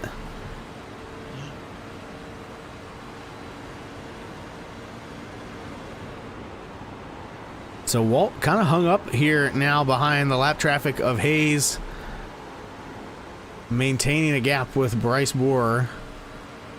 Got the drive here though. Squeezed a little there. You don't like that lower entry into 3. And you got to think, hey man, cut me a break. I'm racing. I'm on the podium racing. Yeah. Oh. For a second. Through the travel.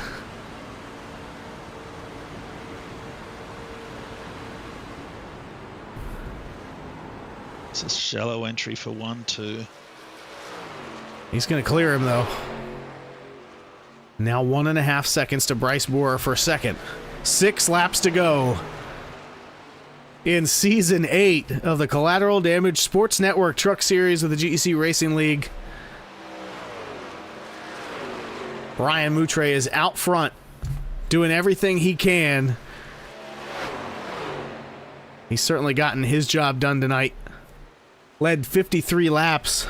That's the most of any driver. It's twice as many as any other driver tonight. But he needed just a little bit more bad luck to fall on his teammate Bryce Borer, who came in with a 7-point lead in the championship standings. I don't think Boer's going to be able to hold on to 2nd. I think Walt's going to be able to catch Boer here. Took half a second out of him last lap.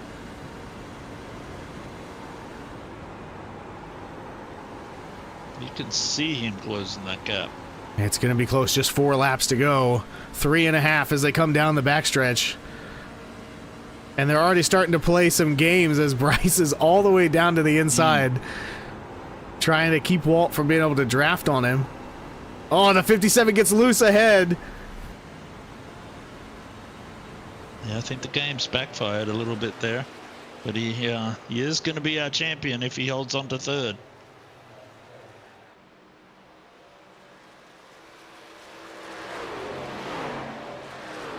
What a great drive by Moutre tonight.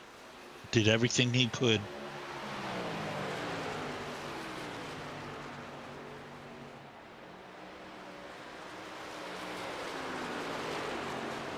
Now 2 laps to go. Does Walt have it? 0.8 of a second between second and third place.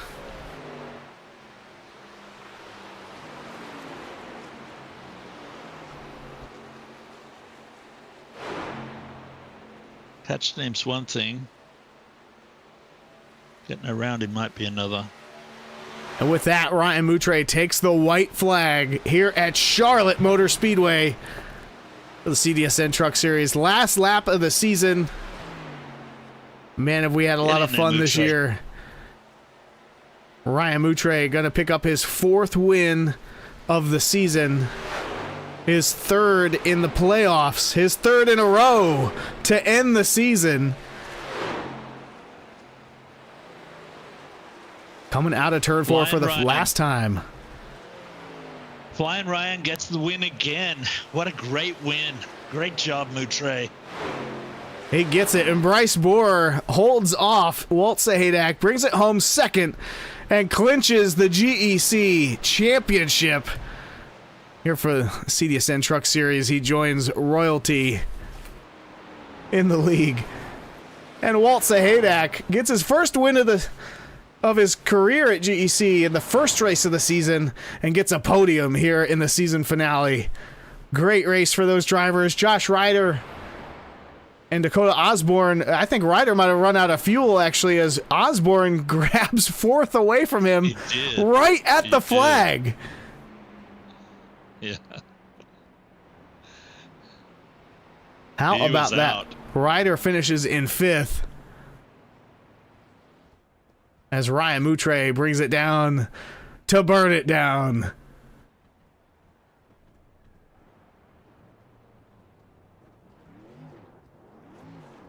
.44 is your winner of the race. 57, your winner of the championship.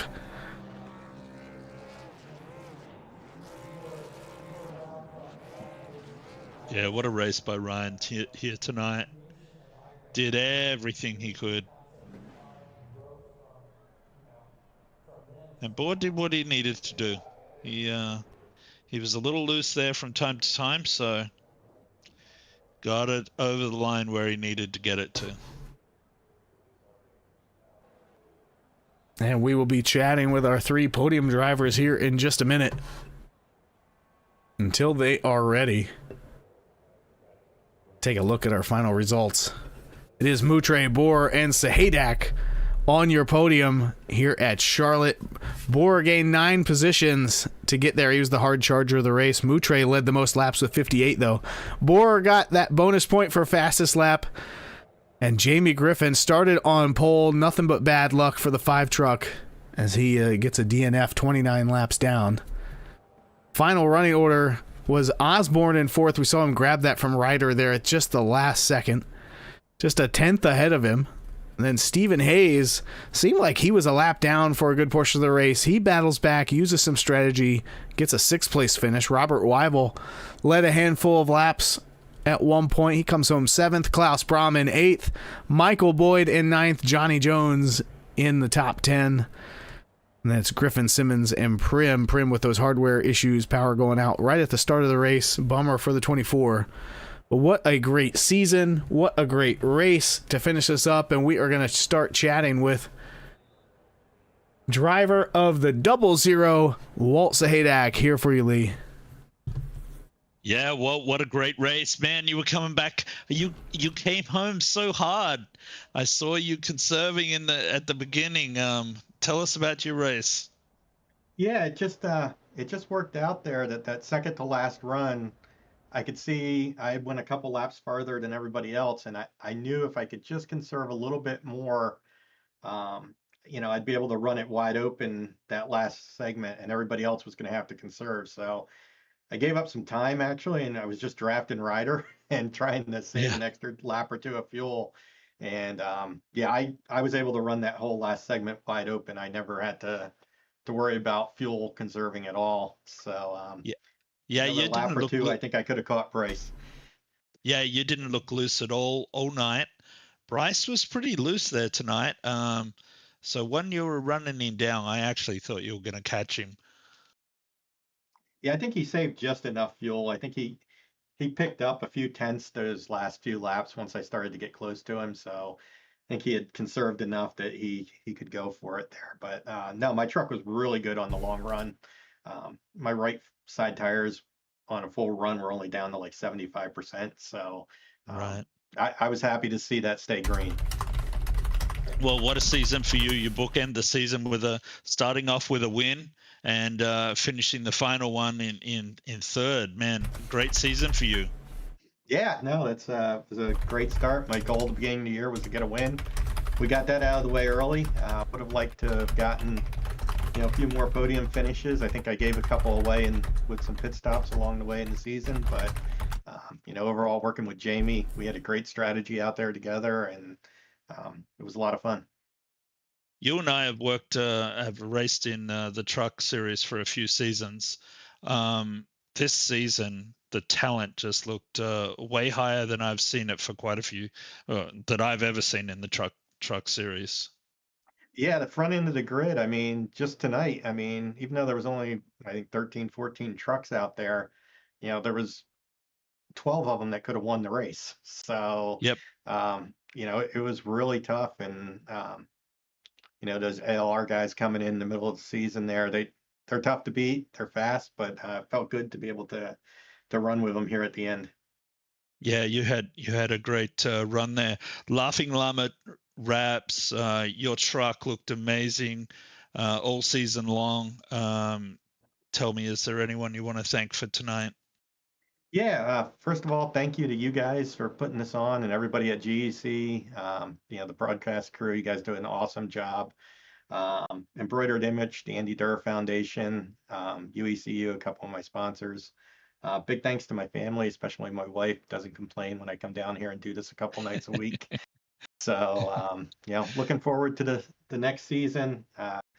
Probably summer's a little tough for me, so I don't know if I'll be able to make every race, but I'll do the best I can. Yeah, well, awesome. Congratulations on a phenomenal season. We look forward to seeing you next year, mate. All right, thank you. And that was Walt Sahadak bringing it home on the podium here in the season finale. We're wrapping up a great season for Walt. Next up, we're going to talk to second place finisher and champion here in the CDSN Truck Series, Bryce Bohr. Bryce, you got a copy? Loud and clear, gotcha. All Bryce, right. what a great race. You looked a little loose there from time to time all night. It was kind of entertaining, to tell you the truth, man. I don't want to talk about that run. Actually, let's start there. I'm going to talk about that run, okay? Man, so let's give iRacing credit here for this tire. Yeah, I mean, cold tires, right, on these trucks are a nightmare. I mean, if you're Yeah. just not taking care of it, it's going to get out from underneath you, and it did. And I even told myself, I said to my team, I said, hey, guys, we're getting off pit road, careful, cold, and then I was sliding, and once I slid right there, just killed the entire run. I thought, surely 10, 20 laps later, I'll go ahead and have something. But no, tires never wanted to start acting right again that entire run. So yeah, I was just sliding and sliding and sliding. And then from there decided to come in the pit. Think I was gonna be okay on fuel. Came out 3 laps short, and I said, all right, now we got another Oh. challenge. Yeah. All right. I didn't realize that. I didn't realize that you were conserving. I thought it was just that you were being just a little conservative and just making sure you finished ahead of fifth or sixth. But that makes sense now because I noticed that there was a couple of big drops on time. Any scary moments? Like I can remember one scary moment. If you don't mention it, I will. The whole race. Yeah. I mean, you pick one. I'll pick 3. Well, Oh my goodness. coming onto the pit road, I'm sure those yellow barrels I look forgot about pretty that one. big there at one stage. Yeah.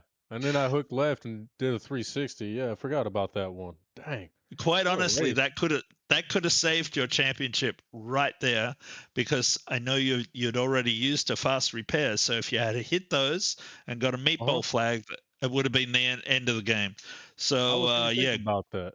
But that was the cold tires right there, man. So that was, well, not the cold tires. That was the crappy tires that I had developed. yeah, you were So just coming on the coming in. I pit think you road, lost it. yeah, Yeah. I'm pretty, if my tires are fine, I don't have crap on my tires like I did there. I'm okay getting on the pit road. That was the first time I spun on the pit road in a long time. So yeah, I mean those tires were shit.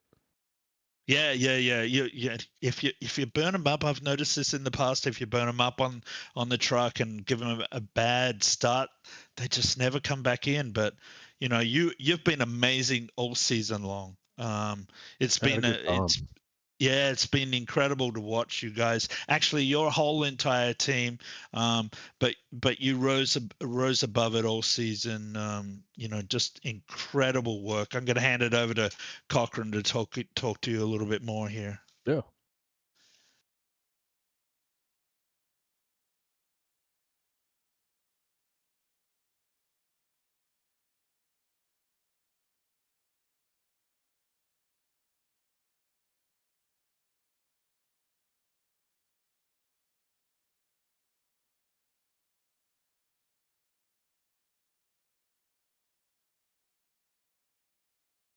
I'm there to every time I step into this seat, I'm there to race. And if I got to win, I'm going to win.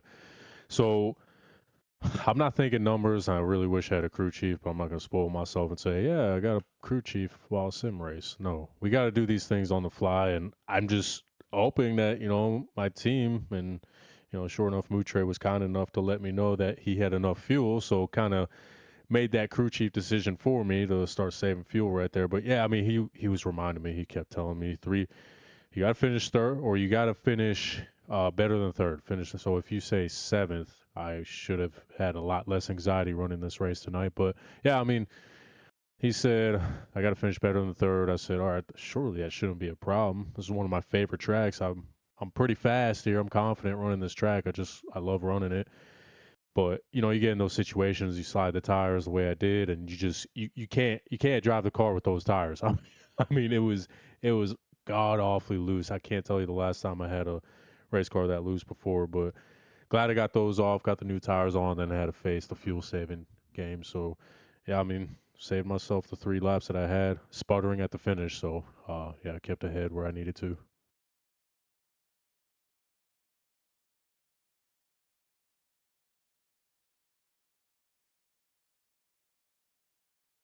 Yeah.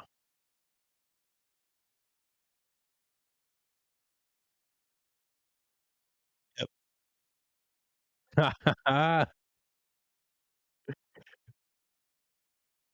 What a season! What a season! Dang.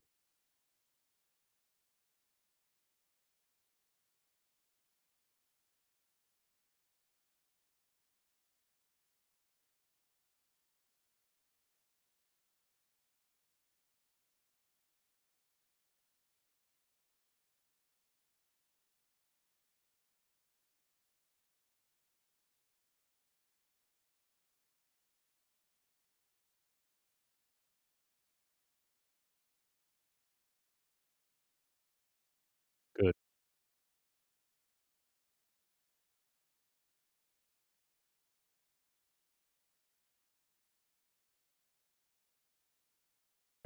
For sure.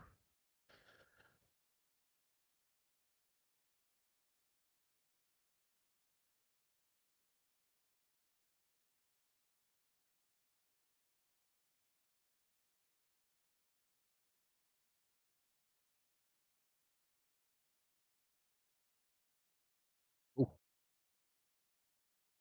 Yes, sir. Have fun. Congrats.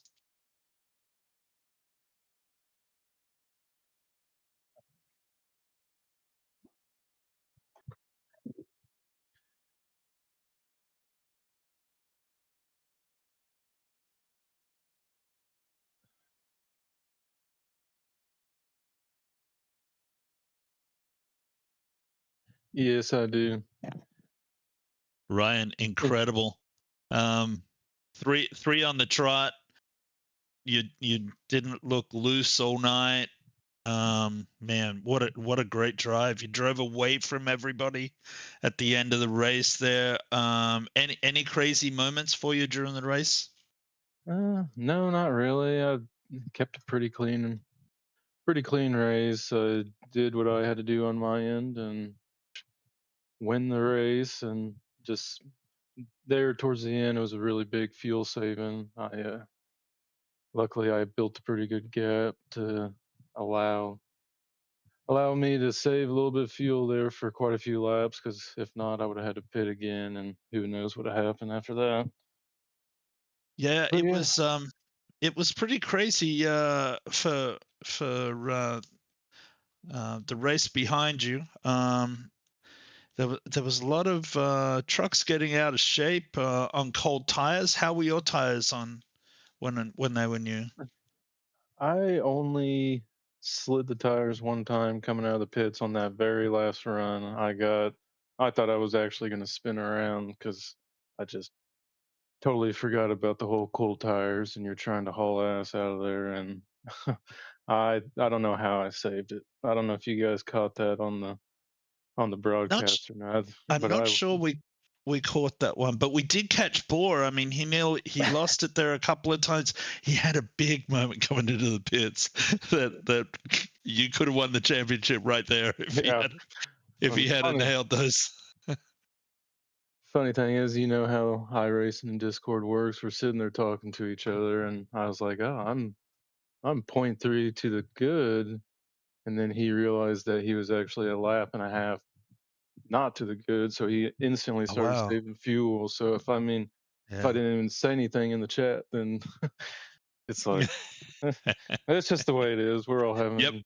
We're here for fun. You guys put on a good show. That's what it's all about. So Man, you've had a great season. We've enjoyed having you here. I've been really impressed with just how you've raised your craft and so forth. So congratulations on a great season. I'm going to hand you over to Cochran here. I mean, Ryan, just congratulations. I know we were chatting earlier in the week about what was the point situation, how much did you need to beat him by to get it, and I think you both led laps, so you both got that bonus point. Neither of you got the pole, so that stayed even, and then he did pick up the fastest lap, so that kind of sets you up. You needed him in 7th, even if you won the race. But either way, just phenomenal. You win the last 3 races of the season in a row. I mean, yeah, it hurts to finish second in points, but that is going to set you up for some huge momentum heading into next season.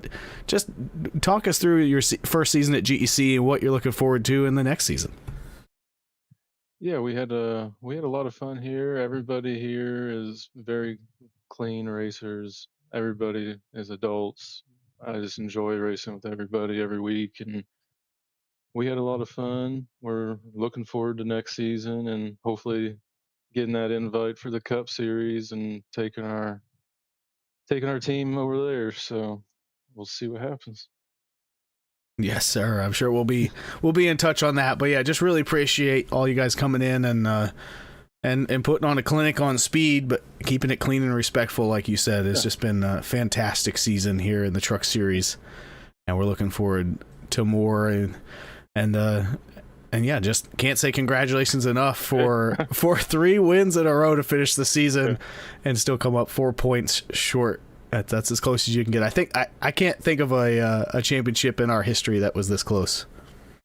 Yeah, it's pretty crazy that it came down to the wire like this. So again, hats off to GEC, everybody involved making this happen. It's been a fun season, so enjoy the off season for a little bit, but I'm ready to come back.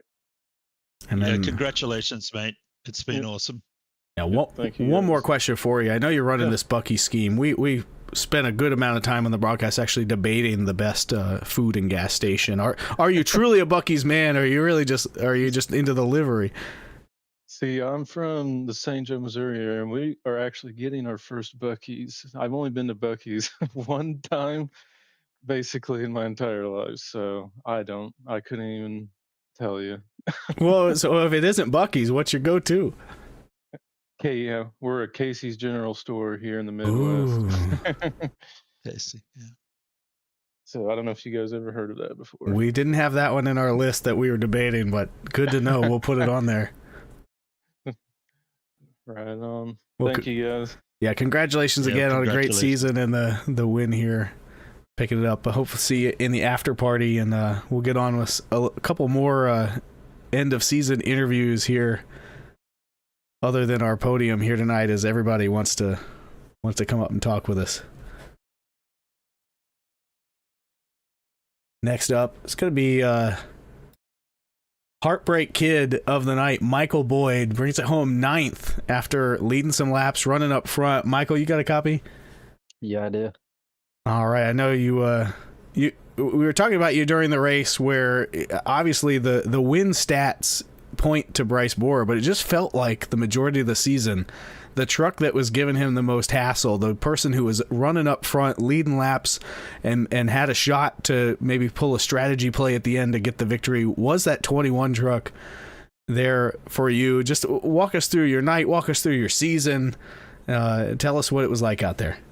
You know, this race, it was just, I got into the race. I wasn't too nervous about it because I seen Boyer, he's normally starting up front, but this race, he ended up starting 11th and I was P2. So I went into the race pretty good. I was like, maybe I have a shot at it. And 4 laps in, I end up getting, Griffin punts me.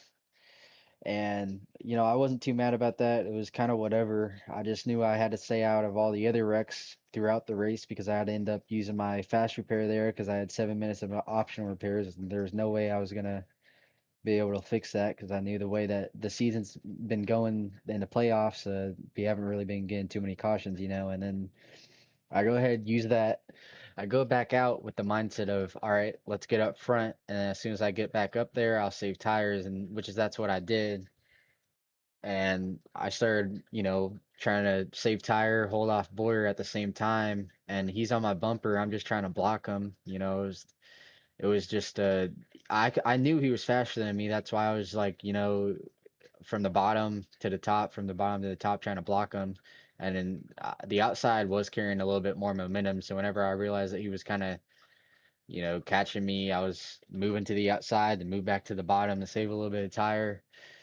And he ended up hitting the wall. That let off some pressure on me. And then really what screwed me this race was pit strategy, especially at the end there. Um, Me and my crew chief were talking about it. We knew we were close on fuel, and then I realized they were 7 seconds in front of me, and we were talking about, pitting early, and then I didn't realize until when I was on pit road what I've done. And I was like, well, my race is over because I went 2 laps down. I got my 1 lap down. I got my 1 lap back, but if I would have waited 6 or 5 more laps, because I did have 6 laps of fuel left, I would have had to only save about a lap of fuel, and I probably could have done a lot more than what I did when I pitted earlier. You know what I mean? But it's just something I need to get better at myself, and I feel like I've learned a lot racing with Boyer with pit strategy. It's pitting early really helps you, but in that case, it didn't. So it's just I screwed myself there, but I mean, props to Boyer. He's been fast all season. I've been trying to keep up with him. I feel like in the beginning of the season, uh, it was a little bit harder for me to keep up with him, but towards the end, I really was, up there battling with him in the playoffs and stuff, especially Homestead and here. But towards the end of the races, I would just fall off. I feel like that's something I need to work on. So next season, I'm going to be chasing the championship again, and hopefully I actually get it. But I did better than last season. I came in 5th in points last season. I think I'm 3rd in points this season. So Yeah, I was really impressed with the respect that you raced with all season long, but particularly like tonight, Homestead. I thought you were quicker than those guys up front. I think you hit the nail on the head. I think if you can hold that all season long, you'll be quicker than all those guys. So just really impressed with the respect that you showed for people that are up the front, racing hard up the front, and still putting on a good show. It's funny racing that hard sometimes, isn't it? That we can run that hard with people and then and still have a good time. And yeah, I just was really impressed with the respect you showed all season long. Yeah, all season long, I just try to, I try to race aggressive but clean at the same time. Like I'll squeeze you to the bottom, but I'm not. Yep. Uh, I'll give you enough room to where like you can run the bottom. You know what I mean? Or I'll squeeze you to the top, but it give you enough room where you can run the top. It's just racing. I'll give a bumper here and there, but I'm not gonna straight up drive through you. I'm just gonna move you up the track. Like I do get it more aggressive in the playoffs. Like you see me, Miami Homestead, I kind of went in there and I doored Griffin, but it wasn't nothing too dirty. It was just a little bit of rubbing. And I feel like that's racing. That's stuff that you're gonna see and it's entertaining for the Yep. broadcast. But I try to respect all the drivers on the track and I want them to do the same towards me. So, somebody drives me dirty though, I'm gonna drive them a little bit dirty too. It's just you get what you get on the racetrack. Yeah. Well, congratulations on a great season. We look forward to seeing what you got next year. Of Yeah, man, I'm course. excited for it. Yep. Good job. Yes, sir. Yeah, quintessential great league racer. Tons of respect, tons of speed. That's everything you want in a league like the CDSN Truck Series. So congratulations on your year. And yeah, we're looking forward to what happens next and all the new faces that are sure to join for next season as well. That's a little bit of a mystery, but we'll get there we'll cross that bridge when we get there. Thanks again, Michael, for joining us up in the booth. Yep, I appreciate thanks, you man. broadcasting it too. Thank you. All right, Lee, that's going to wrap it up for season 8 here with the CDSN Truck Series. What a season. I mean, that was, it's just, it blew by, too. That just seems so fast. Here, It comes Bryce. down to 4 points. Oh my God. Again, it just seemed like Bryce Borer was going to run away with this, 7 wins on the season. But Ryan Moutre with 3 wins in the 5-race playoff. Got it really close. Not quite enough there at the end. Super exciting. Glad to have you up in the booth with us all season long. And Thank you for having me. yeah, it's been great. So thanks everybody for watching out in YouTube land. Check us out on Thursday as the GEC Cup Series, the NPC Cup Series on GEC Racing League heads to Kansas for a full-length 400-mile race, 267 laps. That is going to be brutal. My back already hurts just thinking about jumping in the sim rig for that one, but it's going to be awesome. So I hope you can join us then. And then keep an eye out for our recruiting races in the off season. And then hopefully, if you're interested, you can join us for season 9 of our GEC Truck Series. Next season, we usually take about a month off, so you got plenty of time to get your rig set up, get your iRacing subscription updated, and join us if you can. For everybody here at GEC, I want to thank you for watching, and we'll see you next time.